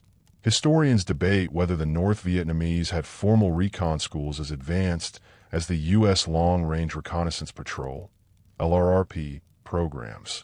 But one thing's certain. They didn't need Western doctrine when they had generations of guerrilla warfare bred into their marrow. You once joined a SOG mission, Special Operations Group, deep behind the lines. Classified, no name tags, blackened faces. Your orders were to locate a listening post suspected of intercepting U.S. radio traffic. 3 days in, you found it. Not a tech hub, Not even a tent. Just a hollow tree with a man inside, wearing rags, scribbling everything he heard on wax paper with a pencil sharpened to the size of a matchstick. He never spoke. Not once. You don't know if he was mute or just didn't care to acknowledge you. Either way, you took his notes. The next week, your firebase didn't get shelled. Coincidence? Probably not. In the end, recon isn't about certainty. It's about hunches, about gut calls, about walking through enemy territory knowing you're the one being watched, and still pretending you have the upper hand. You breathe quieter. You blink slower. You walk like every root is a tripwire, and every rustle is the wind's version of a lie. You are a whisper in someone else's jungle, and they're listening too. The heat smells like rust. You're ankle deep in water, thighs sticky with sweat, and every breath feels like it's borrowed from a fish tank that's been left out too long. Welcome to Swamp Patrol, Vietnam's most underrated torture device. No grand battles, no cinematic firefights, just you, your squad, and several thousand gallons of mosquito-infested rice water waiting to see who breaks first. But this isn't random misery. This is control. This is Sun Tzu's seizing ground without fighting. Because in Vietnam, war didn't only happen in jungle ambushes or hilltop battles. It happened on maps, on terrain, and in the slow, grinding contest for every stretch of ground too miserable for anyone sane to want. And that's why you're here. Because whoever controls the mud controls the war. Today, you're on what's called denial patrol. You're not looking for the enemy exactly. You're looking to make sure they can't use this place again. This particular place is a flooded rice paddy just west of Maido. It doesn't look like much. A few stilted huts in the distance, dragonflies swarming over algae-choked pools, water buffalo glancing at you with more judgment than fear. But last week, 2 Viet Cong commandos popped out of a hidden trench right in this waterlogged field and shot a lieutenant square in the back. Now you're back, and the field is about to become a lesson in terrain warfare. Let's get one thing straight. Americans didn't choose to fight in the mud. They had to. Rural Vietnam is one sprawling patchwork of terrain types that shift from season to season. Forests to swamps, hills to bogs, roads to flooded ditches. And unlike conventional armies, the Viet Cong thrived in transitional terrain. Here's your mainstream fact. During the monsoon season, which stretched from May to October, up to 40% of planned U.S. operations were altered, delayed, or canceled due to impassable terrain. But guess who kept moving? Exactly. The VC, barefoot and unburdened by tanks or logistics, turned that same slop into a highway. So what did you do? You adapted. Sort of. You traded tanks for patrol boats. You swapped boots for jungle sandals with drainage holes. You learned that a rice paddy wasn't just wet farmland. It was a potential kill zone, a spider's nest of bamboo chute traps and hidden claymores. You also learned to walk like a farmer. Heel-toe, knees high, no sudden weight shifts. It didn't always work. One guy, quiet, careful, combat seasoned, still triggered a bouncing Betty under 2 inches of mud. He lost part of his calf. The rest of the squad lost their nerves for a week. That mud swallowed his scream like it had been waiting for it. You move slow today, deliberate. Each step is a conversation with the earth. You prod ahead with your rifle barrel, scanning for telltale signs. A shift in plant density, unnatural symmetry in the reeds, a bent stalk too fresh to be animal-made. Your squad fans out in loose formation, 4 meters apart. Any closer, and a single booby trap could take half of you. Any farther, and if something goes wrong, you die alone. The radio operator's pack splashes behind you like a mobile drum. You want to tell him to keep it down, but you know sound's already meaningless here. The frogs, the water, the throb of your heartbeat, it all drowns out footsteps. Fringe tidbit. Here's one. In some wetland regions near the Mekong Delta, U.S. forces use trained otters. Yes, otters. To retrieve equipment and run short-range line across flooded zones. A pilot program. Didn't last long. Otters were too playful. One broke into a field kitchen and stole an entire can of ham. But for a brief window in 1968, The army had war orders. Your tax dollars at work. Sun Tzu warned, when you surround an army, leave an outlet. And you see that lesson applied in reverse by the Viet Cong. They never sealed off a village or trap site completely. Always left one path open. One muddy, winding, half-believable trail with just enough footprint signs to be tempting. That's where they wanted you. That's where the real trap waited. You remember following one of those trails, a soft bend between two banyan trees, bordered by banana fronds. It felt wrong, too framed, too symmetrical. You paused. Then someone behind you tripped a line. You don't remember the sound, just the sensation of mud hitting your eardrums as you hit the ground and prayed the thing was old, rusted, or fake. It wasn't, but it was out of range. Sometimes that's enough. Historians still debate whether the American military ever truly grasped how terrain warfare operated in Vietnam. Some claim MACV, Military Assistance Command, Vietnam, consistently underestimated the psychological and tactical importance of controlling unpleasant ground. Others argue the military did its best, but was outmatched by an enemy with centuries of experience navigating rice paddies and hidden causeways. Either way, the lesson was clear. The man who owns the mud owns the map. You finish the sweep of the field and move to the trees.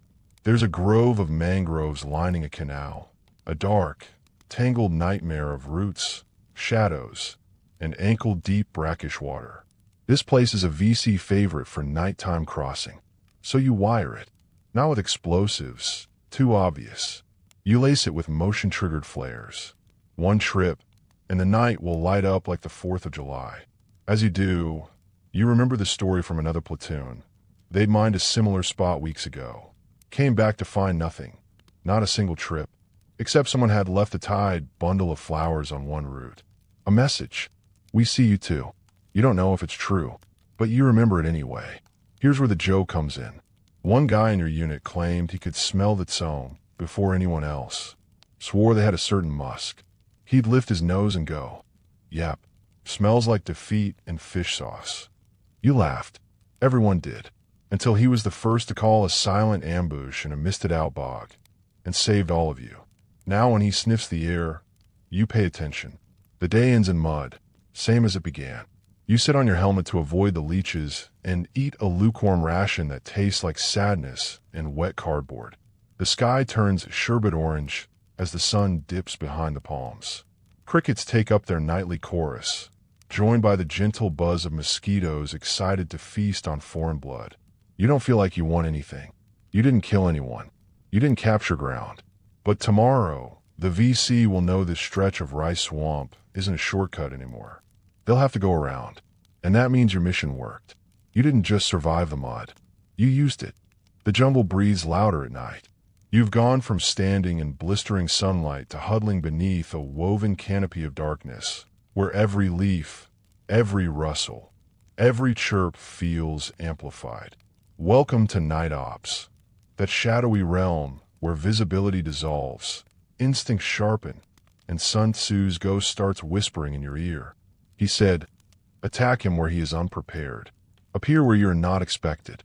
Well, here you are, completely unprepared, and definitely not expected.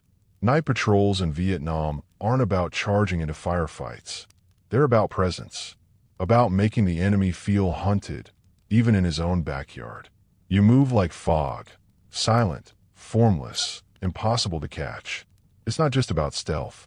It's about control. If the VC own the night, they own the initiative. And the truth is, they usually do. But sometimes, you take it back. Let's set the scene. You and 6 other guys have been inserted at dusk, dropped a mile south of the Cambodian border. The objective: recon a suspected VC logistics path used to smuggle weapons between base camps. It's called the Ho Chi Minh Finger, a lesser-known offshoot of the infamous trail system, carved through triple canopy jungle so thick it blocks moonlight. You can't see your hand in front of your face, literally, so you rely on sound, on feel, on subtle muscle memory from days of movement. Your feet memorize the root systems before your brain does. Your point man has a starlight scope, one of the war's earliest night vision devices. It's finicky, bulky, and gives everything an eerie green shimmer, but it works kind of. You take turns peeking through it, like some ancient oracle's eye, trying to divine motion in a sea of leaves. Mainstream fact time. By 1969, the U.S. had deployed over 30,000 starlight scopes in Vietnam. They revolutionized night combat, until the batteries died or they got knocked out by a mosquito the size of a tennis ball. And no, you can't just bring flashlights. That's a rookie move. Light equals death. Even cigarettes can get you killed. That's why guys learn to smoke with the ember cupped in their hands. A sea ration can covering the glow. Doesn't always work. One Marine learned the hard way in Nam. Sniper took his jaw clean off mid-puff. So yeah, keep it dark. You remember your first ambush site. It was a dry creek bed near Chu Lai. You'd set up in a low crescent, claymores fanned outward, tripwires strung like spider webs across the brush. Then you waited. For hours. No talking. No coughing. One guy even trained himself to sneeze inward. And then movement. Not footsteps. Just pressure. The kind of shift in the air that makes animals go still. You waited. You squeezed the clicker. Boom. The claymore lit up the jungle in a blast of steel confetti, and suddenly the night wasn't quiet anymore. You'd swear the trees screamed with the men. Afterward, the silence was worse. Tonight, no claymores. Just you, your rifle, and a mind strung tighter than barbed wire. You're not here to engage. You're here to shadow, and that means you get close. Real close. Like 20 paces from a VC runner who stops to urinate against a jackfruit tree. You hold your breath. Your squad mate does too. You both become rocks. He zips up and moves on. You live. Fringe tidbit. Some units train themselves to see in the dark by dark soaking, sitting in absolute blackness for an hour each night before patrol, forcing their eyes to memorize the silhouette spectrum. They claimed it worked. Of course, they also claimed their M60 gunner could hear landmines breathing. So, grain of salt. You cross a stream by touch alone. Each stone is a potential noise bomb.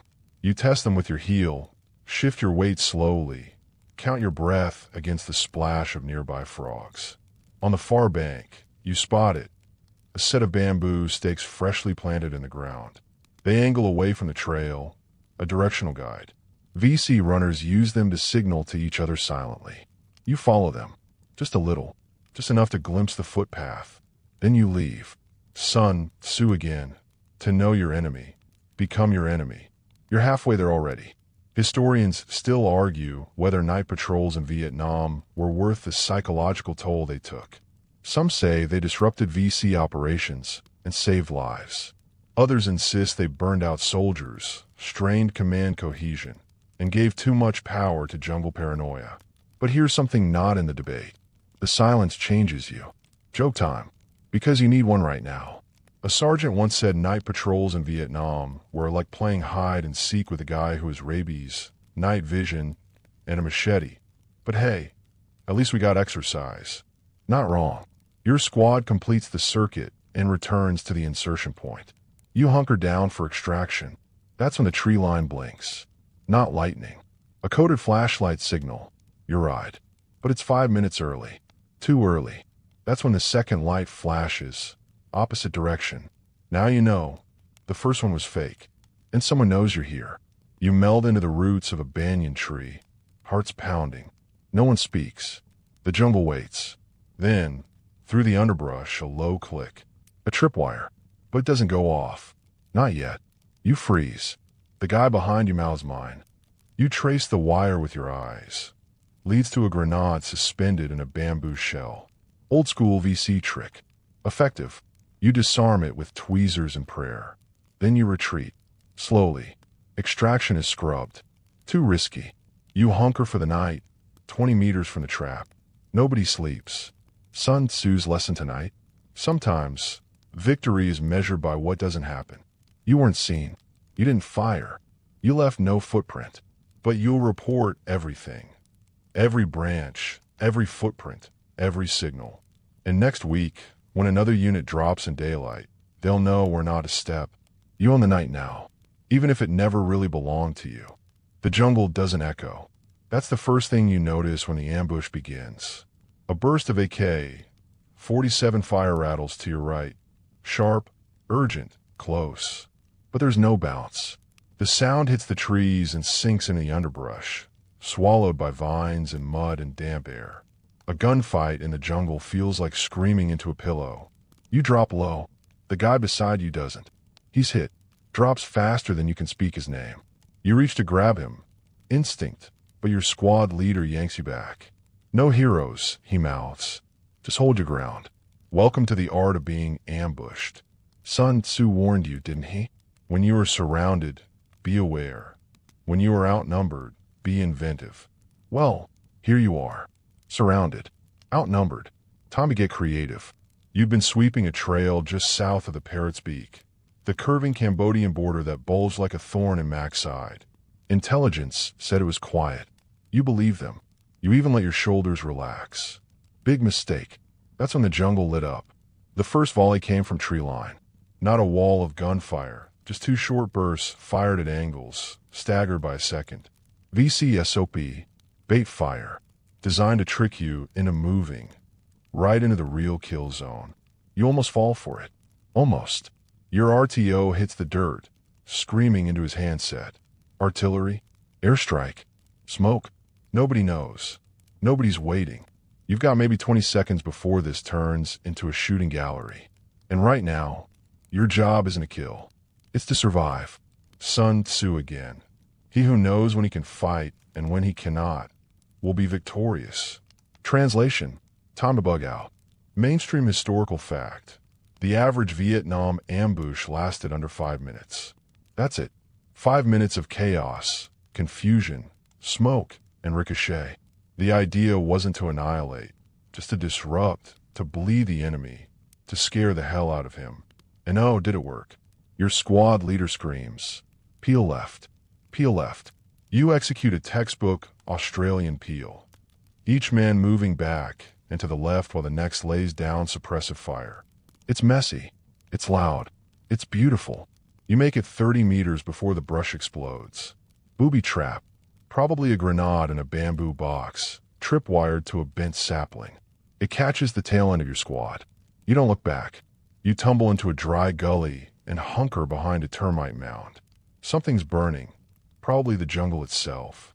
You smell gunpowder, cordite, and the acrid sting of sweat pooling in your ears. And still, you don't hear echoes, just the leaves rustling like gossip. Fringe tidbit. Some VC use fireworks during ambushes, cheap Chinese bottle rockets, lit to simulate a larger force. The sound would bounce weird in the jungle, make it feel like they had 10 men for every 2. PsyOps, budget edition. And yes, it worked. So what do you do when you're inside an ambush? First rule, don't freeze. Second rule, don't return fire blindly. You're not Rambo, and this isn't a movie. You scan for muzzle flashes. Listen for reloading. Smell cordite like breadcrumbs. Then you pick a vector and punch through. Sometimes that means going toward the fire. Sometimes you have to charge death just to live another hour. Your squad regroups in a thicket thick with mosquitoes and God knows what. You do a quick head count. 1 man missing. The one who fell. You glance at your sergeant. He already knows. Going back for him will be suicide. So you mark the coordinates. You mutter his name under your breath. And you move. Sun Tzu had no illusions about combat. He didn't romanticize it. He just distilled it. Let your plans be dark and impenetrable as night. And when you move, fall like a thunderbolt. You feel that now. That brutal clarity. This isn't about courage, or even vengeance. It's about precision, timing, movement. It's about falling like a thunderbolt and disappearing before the thunder fades. You double back, set up a hasty perimeter, and call for extraction. But the LZ is hot. Too hot. So you adapt. You spread out in 3-man teams. Move cross-country toward the fallback zone. Hill 392. The trail is a nightmare of tangled roots, leeches, and sweat. You're down to 1 canteen and a half-empty magazine. No one complains. One guy jokes. At least it ain't raining. Cue the rain. Of course. Historians still argue whether most jungle firefights had clear winners. After all, body counts were notoriously fudged. and the terrain often hid more than it revealed. Some claim the U.S. won most tactical engagements. Others argue the VC won by simply surviving. Here's what you know. Both sides usually left the field limping. In the jungle, it always won. You reach Hill 392 at dusk. The extraction bird is late. You dig in, re-bandage wounds, chew cold spam from a dented can. Then, just as the sun kisses the treetops, the Huey arrives. The rush of rotor blades feels like salvation. Or maybe just a pause, because you'll be going back out. That's what no one tells you. Winning the ambush isn't about killing the enemy. It's about going back. Again and again, until the war forgets how many times you did it. Joke time. What's the difference between a jungle ambush and marriage? One's a sudden, disorienting hellscape where someone's always trying to kill you, and the other's in Vietnam. Too soon. As the bird lifts off, you stare down at the green chaos below. Somewhere, beneath the canopy, the man you left behind is still there. You don't pray. You don't cry. You just watch, and hope the jungle forgets your face before you return. You wake up to static. It's seeping from your radio, a low, crackling whisper that's not quite speech, but not quite silence either. A jungle ghost, traveling through the ether, looking for someone to haunt. You're in a firebase tonight. Temporary, makeshift, perched on a muddy finger of high ground northeast of Pleiku. They call it Firebase Cactus, though there's not a single cactus in sight. Just wet red soil, sandbags, and the constant smell of cordite and unwashed men. Around you, the jungle stirs. And somewhere out there, beyond the claymores, past the trip flares and concertina wire, someone is watching. Sun Tzu once said, "Know your enemy and know yourself. And in 100 battles, you will never be in peril."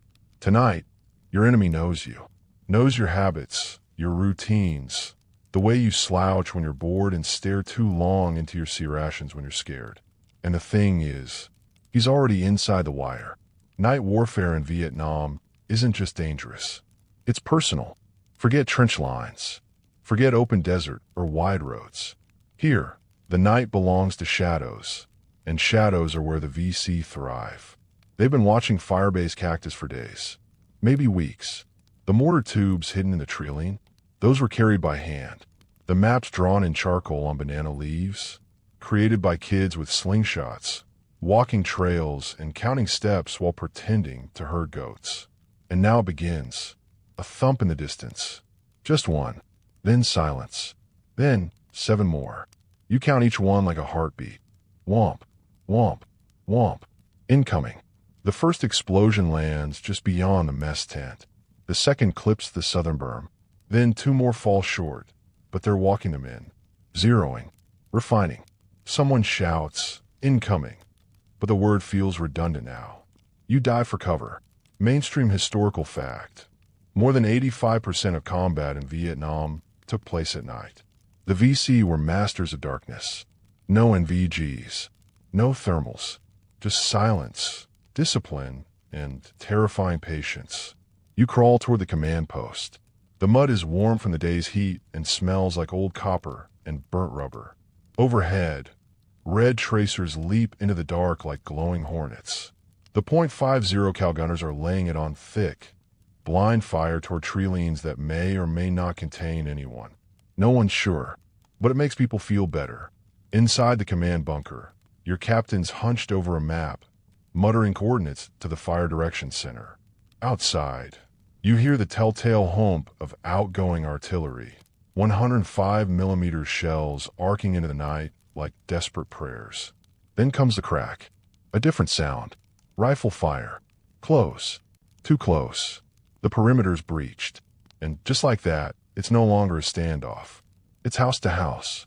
Or rather, tent to tent. Fringe tidbit. Some VC units had a tactic called mauseling, digging small tunnels right under enemy barbed wire and popping up inside of firebase days, or even weeks before an attack.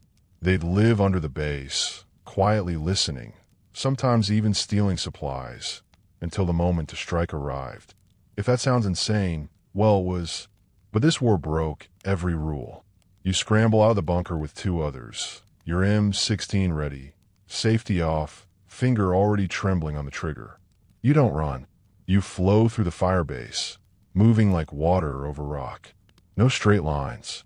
No wide silhouettes. You find them near the mortar pit. 3 VC. Black pajamas blending with the smoke and shadows. One's down. The other 2 return fire. Bursts of brilliant orange from behind sandbags. You take cover behind a stack of spent ammo crates. Your squad mate flanks left, catches one in the leg. The man screams in Vietnamese, a sound that's not unlike your own language when you're hurting. You don't have time to think about that. You finish the job. Sun Tzu would have wept at this chaos. He believed in calculated strikes, in fighting battles only when you held every advantage. But war, real war, laughs at ancient scrolls. Tonight, you're not a tactician. You're a ghost hunter, and the ghosts are armed. Historians still argue whether firebases were worth the cost. Sure, they offered artillery coverage and strategic high ground, but they also made you a target. Isolated, overconfident, and blind at night. Firebase Ripcord. Firebase Marianne. Firebase Kate. Ask any vet. The name still tastes like ashes. Around 0300, the attack dies down. The mortars stop. The rifle fire fades. And what's left is even worse. Silence. Thick, bloated silence, filled with smoke and the faint metallic stink of death.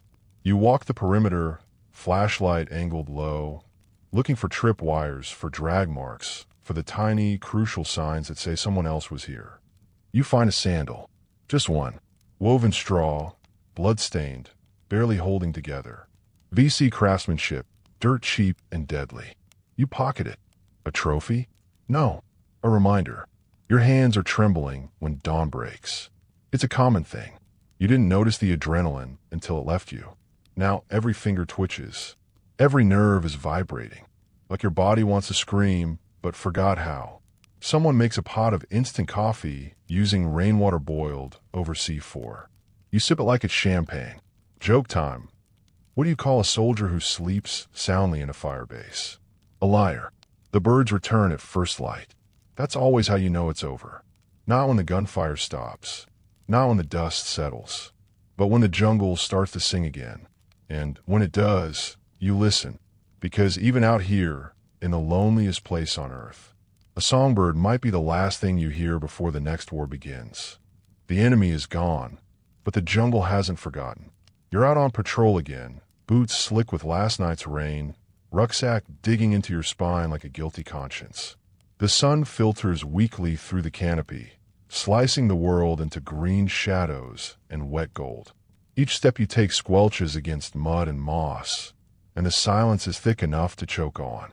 But you keep moving, because today, your job is tracking.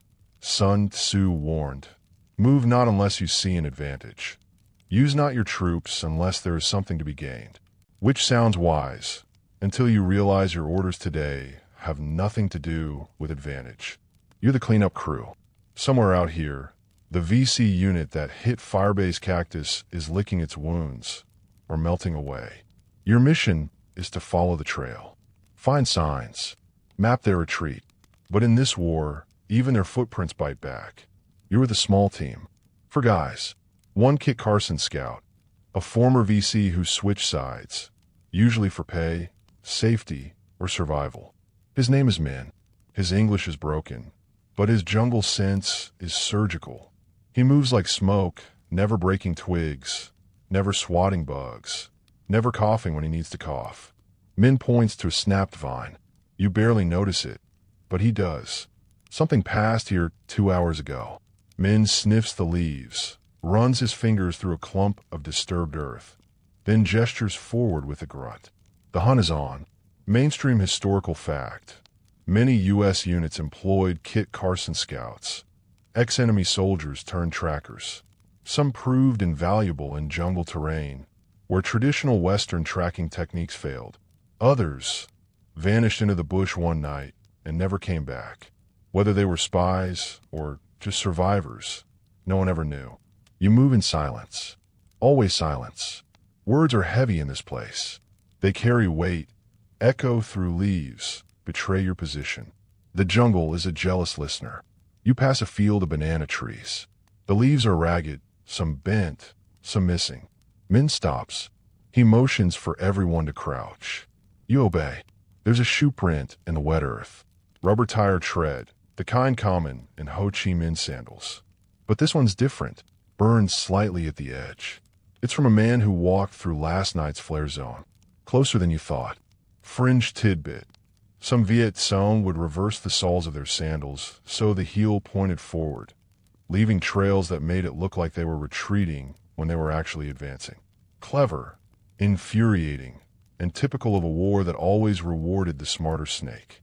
You push through a wall of vines and enter a small clearing. Min raises a fist. Halt. There's a scent on the wind. Smoke, maybe. Not fire smoke. Cook smoke. Something charred and earthy. Roasted cassava.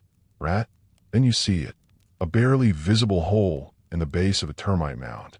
Flies hover at the entrance. Min lowers himself. Peers in. A tunnel. Not wide enough to crawl through, but deep. Freshly dug. One of many, probably. A transit node. A message drop. A weapons stash. Or maybe just a hideout. You circle it slowly, watching for tripwires, punji traps, pressure triggers. But it's empty. Just a whisper of presence. Sun Tzu wrote, "The opportunity of defeating the enemy is provided by the enemy himself." But what if the enemy doesn't want to be defeated?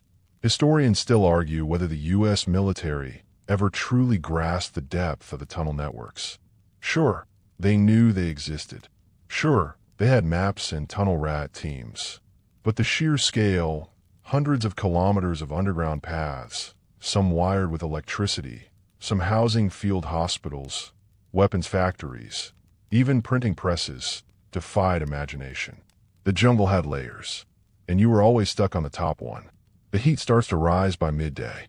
Your body is soaked through. You haven't spoken in hours. That's how these patrols go. Long stretches of nothing, tension drawn so tight it hums. You begin to feel it in your jaw, your spine, your molars. Then movement, a rustle, low and fast. You drop to one knee, weapon raised. But it's a monkey, just a monkey. You almost laugh. Almost. Then you notice Min isn't laughing. He stares at the monkey's path, then at the trees above it. Then he backs away slowly. You don't ask questions. You copy him. A few minutes later, Min stops and whispers the word you hoped never to hear. Booby. You scan the ground. Nothing obvious. Then you see it. A wire, hair-thin, strung knee-high between two saplings. Camouflaged with bark dust. Attached to a mortar shell fused with a pressure trigger. It would have caught the second man in line. You were second. Joke time. What do a Vietnam jungle booby trap and your ex-girlfriend have in common? You only realize how dangerous they were after they've exploded. Your team marks the trap for disposal later, then circles wide. Min finds another trail, leading down into a gully. It's damp, spongy terrain. You follow, eyes scanning constantly. Every root looks like a snake. Every snake looks like a tripwire. Down here, the earth itself is suspicious. Then you find them. Footprints. Not just one set, 3. All barefoot. Fresh. And small. Kids. You and Min lock eyes. Could be runners. Could be scouts. Could be bait. You track them for 10 more minutes before coming to a burned-out hamlet. Just 3 huts, reduced to ashes. Chickens peck the earth. A pig lies dead in a ditch. The air smells like rice and kerosene and despair. You don't find the kids. You just find a chalk drawing on the side of a blackened wall. A helicopter, crooked and crude, raining down tiny white dots on stick-figure people. Were they watching? Were they there? Were they you? You return to base by dusk. No engagement. No bodies. Just a tunnel, a few prints, and a memory that doesn't sit right. Your commanding officer asks, "Find anything?" You say, "Not much." Because how do you explain that what you found was a ghost? When Sun Tzu wrote The Art of War, he talked about knowledge, terrain, deception. But he never wrote about war that hides. That vanishes when you blink. He never knew the jungle. But you do. The jungle listens louder at night. You sit in a small defensive perimeter, boots unlaced, rifle across your lap, trying to keep your breathing quieter than the leaves. Around you, The others are curled into half-sleep. Helmets tilted, fingers still wrapped around their weapons. The heat doesn't break after sundown. It just gets thicker, as if the darkness itself is sweating. Tonight, you're doing something almost no one talks about in training. Ambush patrol. You're not patrolling to avoid contact. You're hoping for it. Your bait. Sun Tzu wrote, "When the enemy is relaxed, make them toil. When full, starve them. When settled, make them move." Ambush warfare is the purest version of that philosophy, turning enemy confidence into catastrophe. The trick? Letting the jungle help, and letting fear stay close. The patrol began 6 hours ago. 5 men, 1 radio man, 2 riflemen, a team leader, and you. You left Firebase Ripcord under cover of dusk, moving low and tight into the tree line.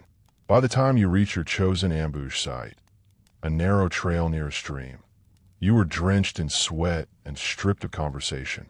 No one talks much on these missions. Too easy to jinx. You set claymores at 10 and 2 o'clock on the trail. Thread tripwires through the brush. Lay down a few toe poppers for good measure.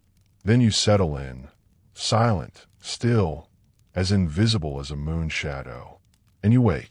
Mainstream historical fact. U.S. ambush tactics in Vietnam were adapted quickly and often. While conventional warfare doctrine emphasized large-scale movement and fire superiority, small unit ambushes became one of the most effective tactics, especially when flipped against the guerrilla playbook. The goal was psychological pressure as much as physical damage. The minutes stretch into hours. You start to feel the insects more than hear them. Something crawls along your collarbone. You let it. Swatting makes noise. Noise kills. Somewhere to your left, someone coughs. A soft, throttled sound. Half stifled, half forgotten. You wait to see if the jungle reacts. It doesn't, but your heart does. Then a sound. Footsteps? No. A rustle.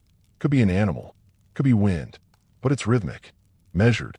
Your hand tightens on the claymore trigger. Then the sound stops. You hold your breath. No movement. No whisper.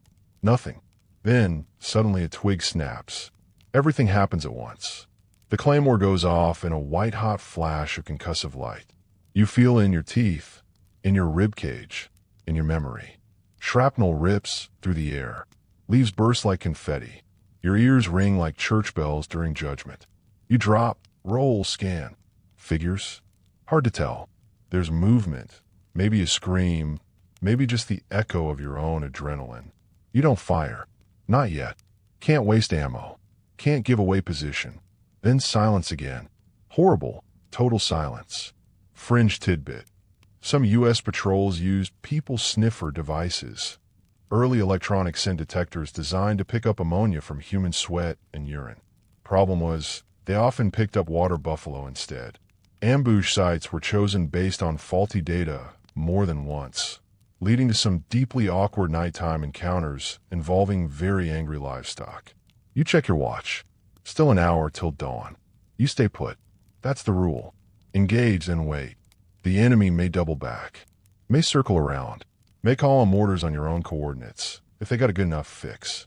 The jungle is famous for second punches. You crouch low, heart still thudding, as your team leader crawls over to whisper, "Body." You shake your head. Can't confirm, and no one wants to go look just yet. Historians still argue whether night ambushes did more psychological harm than tactical good. The kill counts were never consistent. Sometimes one, sometimes none. But the tension, the idea that an invisible enemy might be watching, waiting, learning, left scars you could feel in your spine long after the tour was over. And some say that was the point. To break sleep, to blur days, to dissolve sanity into the night air. The sky finally begins to pale around 0500 hours. Morning in the jungle arrives shyly.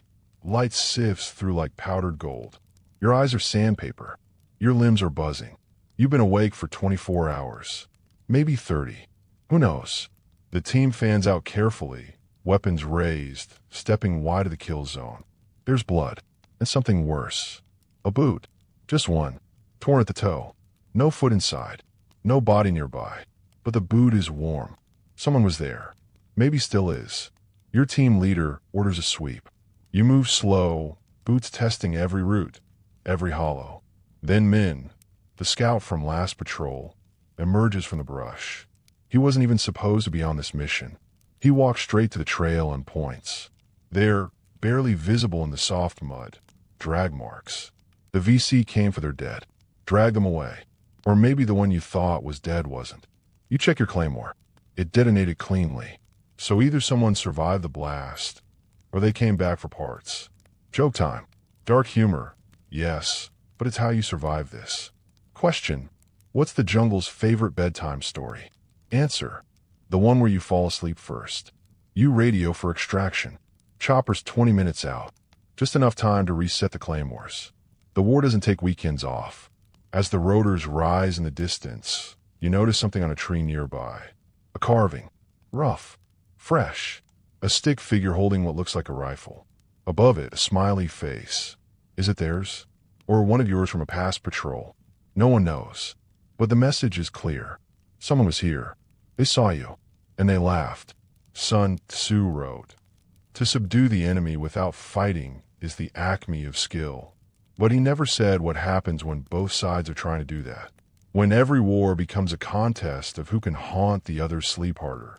When victory isn't measured in ground taken, but in who flinches when the twig snaps. You climb aboard the Huey. The jungle shrinks behind you. But it's not gone. It never really is. You carry it in the buzzing of your ears. In the blur of a stick that looked like a rifle. In the boot that wasn't attached to anything anymore. The jungle waits. The river is your mirror now. You crouch low by the bank, helmet tipped back, eyes watching the sluggish current for signs of movement. Nothing. Just a waterlogged stick swirling like a half-drowned cigarette. But you stay alert because in Vietnam, water is never just water. It's a road, a shield, a trap. And tonight, it's your battlefield. Sun Tzu said, "Make your enemy prepare on his left and attack on his right." That's exactly what tonight's river crossing is designed to do. Surprise, flank, vanish. And as usual, it all starts in the dark. Always in the dark. Your boots sink into the mud with a wet sigh. Every step makes you feel heavier, like the jungle is tugging at your heels, asking, "Are you sure you want to do this?" Yes, you are. Because the mission is recon in force. The kind where you're not just gathering intel. You're also daring the enemy to show himself. Your bait, again. Just water this time. The platoon snakes toward the water silently. Eyes glowing green from night vision gear. Faces painted in streaks of charcoal and jungle grime. Everyone hates the river. It hides too much. It offers no cover. And it's loud. One splash can ruin an entire mission. But the river is also where the Viet Cong least expect you tonight. Or so you hope. Mainstream historical fact. Riverine operations in Vietnam were a critical yet under-discussed part of the war. The Mekong Delta in particular was home to the U.S. Navy's Brown Water Navy, a specialized force of PBRs, patrol boat, river, swift boats, and SEAL teams trained to navigate, assault, and disrupt VC movements in a labyrinth of waterways. You hold your breath and wade in. The water is warm, too warm. It clings to your skin like oil, smells faintly of copper and rot. A frog croaks somewhere to your right. Your heart leaps higher than it should. Halfway across now, the jungle on the far bank seems too still. No birds, no wind, just vines like hanging wires and silence thick enough to chew. Then a ripple. Everyone freezes. You grip your rifle tighter. Can't shoot what you can't see. Can't run, either. The current is knee-deep and sucking. The ripple grows, then fades. Probably a fish. Or worse. You keep moving. Fringe tidbit. Some U.S. patrols reported being tracked not by Viet Cong soldiers, but by tame otters trained by local villagers to alert them to intruders with certain vocalizations. Whether or not these river otters were truly part of enemy early warning systems remains hotly debated, but a 1969 Marine report mentions being shadowed by unusually organized aquatic fauna. File that under. Weird stuff that seemed plausible after 48 hours without sleep. You reach the far bank without incident. The squad fans out. leopard crawling into thick underbrush. The terrain is spongy, like it's trying to reclaim the jungle one boot print at a time. You step over twisted roots, duck under bamboo, and try not to think about snakes, especially the ones that don't move until you've passed. Then the first mine goes off. Not yours. Theirs. The explosion lights up the night like a broken camera flash. Someone screams. You hit the ground hard, chin first, cheek kissing wet dirt. Instinct takes over. You don't look for who got hit. You return fire toward the likely point of contact. Everyone else does the same. The jungle erupts into chaos. Green tracers slicing through tree trunks. A second detonation somewhere behind you. Then silence again. This isn't an ambush. It's worse. A welcoming party. Historians still argue whether the Viet Cong's use of false trail and honey trap routes during river crossing operations was pre-planned ambush doctrine or just the byproduct of guerrilla improvisation. Some units planted telltale signs of movement near riverbanks, boot prints, trampled reeds, intended to lure U.S. forces into mine kill zones. Others argue the river just happened to be where everyone was bound to die eventually. No tricks needed. You hear someone yell, "Medic." Then the crack of an AK-47 cuts them off. You're not sure what happens after that. Time skips. You're behind a log, breathing too fast. Sweat stings your eyes. You taste dirt. You hear yourself whispering something to no one. When it's over, if it is over, you crawl back to the waterline with two others. The radio is gone. So is Stafford. Just gone. The rest regroup at the extraction point 20 minutes later. One of the guys is holding a foot wrapped in a t-shirt.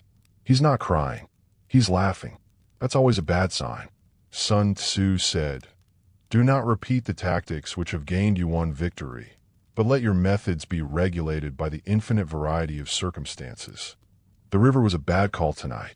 Next time, it'll be the high ridges, or maybe a tunnel insertion, or maybe you won't be around to care. The chopper arrives late. 20 minutes feels like a week. Everyone stays low, eyes on the jungle. The medevac bird doesn't bother to land. It hovers 6 feet up and throws down ropes. As you're being lifted out, you glance back once more at the river. It looks calm again, like nothing happened. That's the part that gets you. The jungle never keeps your secrets. It just swallows them. You get back to base and hit the showers. You scrub for 20 minutes. Still smell river. Still feel leeches. You dream of Stafford that night. Not the real one, but some twisted memory version. He's barefoot, walking on water, calling you from the other bank. You wake up with a start. Everyone else is already gone. Your squad's gearing up again. Another patrol. Another river. Another enemy who knows the terrain better than you ever will. Joke time. Why don't Americans do synchronized swimming in the Mekong? Because the Viet Cong always wins the gold in surprise dives. You suit up. No questions. No complaints. That's the job. And as you pack your gear, you murmur a line you only half remember from some old war manual. Water flows downhill, and so does blood. Then you load your magazine, sling your rifle, and head back toward the river that keeps calling you like a bad dream with perfect aim. The whispers start before dawn. You're lying in your hammock, suspended between two trees like a cautious question mark, listening to the jungle breathe. It inhales with the wind and exhales with the rustle of palm fronds. Every sound means something, or might mean something. And in this quiet hour, even the crickets sound conspiratorial. This isn't paranoia. It's the beginning of a psychological war. Sun Tzu warned, to capture the enemy's entire army is better than to destroy it. But what happens when the enemy doesn't aim to destroy you, or even capture you, but to unravel you? That's what Section 17 is about. Not bullets or booby traps, but the whispering war. They call it ghost propaganda. You first hear about it from Shaken Marine, eyes wide, voice flat, telling you how voices spoke from the trees outside their firebase the night before. Not shouts, not songs, whispers, soft Vietnamese murmurs drifting through the underbrush like wind. He doesn't speak the language, but he understood what it meant. They knew our names, he says. Our names, man. You chuckle, nervous laugh, Someone's been hitting the whiskey rations early. But then it happens to your squad. You're patrolling a ridgeline near Tay Ninh when the whispering starts. Not Vietnamese this time. English. Broken, stilted, but unmistakably yours. Mainstream historical fact. The North Vietnamese and Viet Cong made extensive use of psychological warfare. One of their most notorious tactics was the Wandering Soul campaign, broadcasting eerie recordings meant to resemble the voices of fallen American soldiers, pleading with their comrades to go home. Based on the Vietnamese belief that souls who die far from home, unburied, become lost ghosts, the propaganda hoped to instill dread and demoralization. The speaker is hidden, of course, somewhere in the trees. You'll never find it. One of those battery-powered setups left to loop until the jungle eats it. But the voice plays on. GI, your mother misses you. Why fight a war that is not yours? You will die tonight. Cue the uneasy glances, the hunching shoulders, the fingers tapping on rifle stocks, like warding off a curse. No shots fired, but something in your unit breaks that night. Next morning, no one jokes. No one hums. The jungle's gotten inside. Fringe tidbit. In 1971, elements of the 1st Cavalry Division near Quang Tri reported dreams of glowing figures in the jungle, always standing just out of reach. Some blamed it on malaria meds. Others swore it was a Viet Cong trick involving infrared lights and reflective paint. One soldier claimed he fired at one, and the bullet hit a tree that bled. He was medevaced 3 days later, talking only to lizards. No one wrote that part up in the after-action report. Back at base, the war gets quieter, but somehow worse. Loud battles are predictable. Explosions? You know what to do. But this? It's notes slipped under bunks. It's rumors of poison in the food. It's the sudden silence when someone walks into a tent. It's doubt. Who's still solid? Who's losing it? And more importantly, are you? Someone pins a black and white photo to the mess hall bulletin board one night. A dead American GI, grinning, taken from some forgotten engagement. No one knows who did it. No one takes it down. It just hangs there, watching, waiting. Historians still argue whether the psychological deterioration among U.S. troops in late-stage Vietnam was driven more by enemy tactics or internal conditions. Drug use, unclear objectives, and constant rotations. Some say the enemy merely exposed what was already cracking. Others insist the propaganda worked because it had truth at its core. Either way, the jungle didn't just eat bodies. It chewed up minds. The squad leader starts carrying a crucifix he never used to wear. Another guy won't speak above a whisper anymore. You find yourself sleeping with your boots on, just in case. And then someone snaps. Private Luttrell. Young, sharp, solid shot. He walks into the perimeter wire one night with a bottle of insect repellent and a single M18 smoke grenade. Stands at the edge, lights the grenade, and shouts, "Come and get me, Charlie." No one does. But the smoke hangs there, thick, yellow, choking, long after he's tackled and sedated. No one says his name again. You're pulled in for R&R in Saigon. 1 week. And the silence is deafening. There's laughter here. Lights. Girls with red lipstick and jangling bracelets. You sit at a bar, hands wrapped around a sweating beer bottle, listening to Hendrix play from a busted radio, and all you can think is, where's the trap? There's none. Not tonight. Just a moment of peace that feels wrong somehow. Like stepping off a mine and realizing nothing happens. Back at your firebase, they tell you someone found one of the propaganda speakers. Inside it was a tape loop. Just a child's voice repeating, "Why you here? Why you here? Why you here?" Over and over. Joke time. Why did the ghost refuse to join the Viet Cong? Because it couldn't boo in Vietnamese. Okay, not your best joke, but better than crying. Sun Tzu said, "Supreme excellence consists of breaking the enemy's resistance without fighting." And that's what Vietnam does best. You don't die from bullets. You die from thinking about them. One squad mate starts drawing elaborate spirals on his helmet with a pen. Claims it keeps the voices out.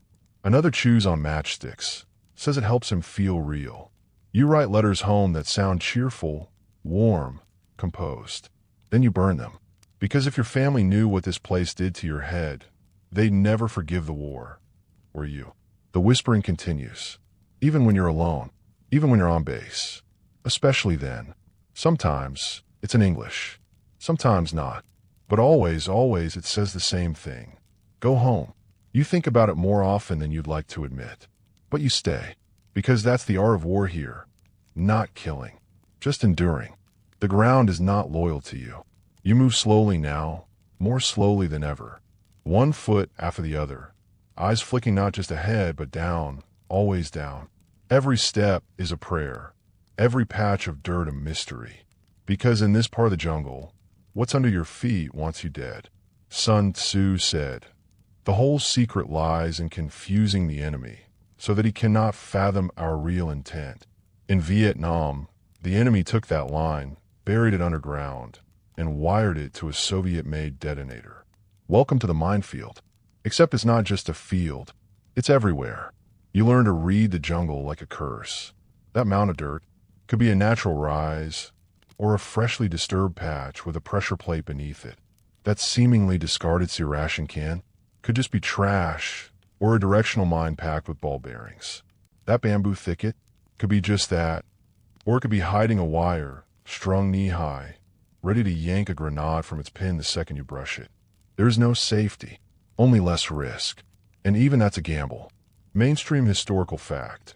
By the late 1960s, Vietnam was home to the most complex, layered system of booby traps ever seen in modern warfare.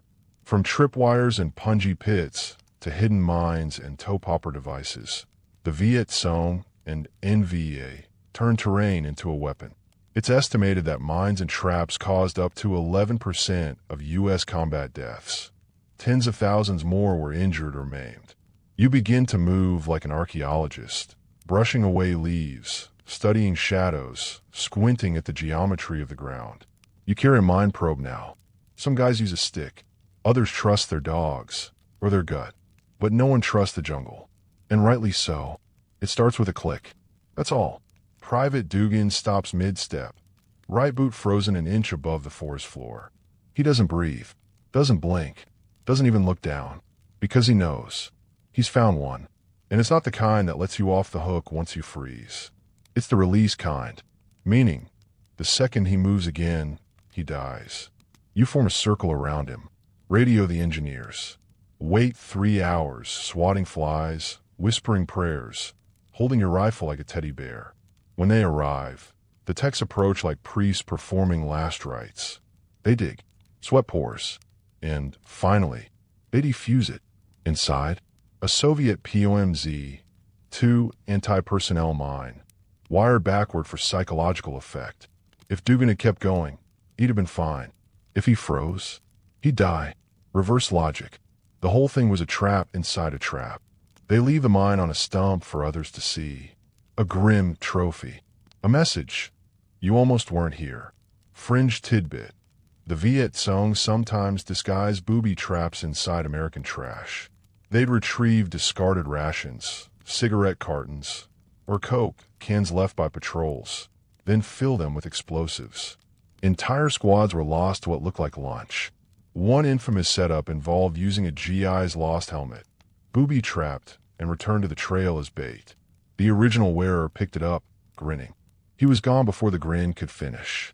You begin dreaming of wire. Barbed. Trip. Electrical. It doesn't matter. It snakes through your sleep like a silent whisper, always just ahead of your boot, or just under your cot. The whole world feels rigged, and it is. Historians still argue whether the Viet Cong's use of traps was out of desperation or genius. Some paint it as proof of their lack of firepower. Others argue it was tactical elegance, economy of force used to break the will of a technologically superior enemy. Either way, it worked. The fear didn't go away when you left the jungle. It followed you home. You passed through a village where kids run barefoot across rice paddies. The squad freezes. How? You wonder. How do they do it? The answer is, they know. They know which paths are safe, which patches have been walked for generations. Where their uncle planted a mine, 10 years ago and how the grass still grows crooked there. You ask one boy why he doesn't wear shoes. He shrugs. Shoes are loud, he says. Later that week, your team finds a tunnel complex.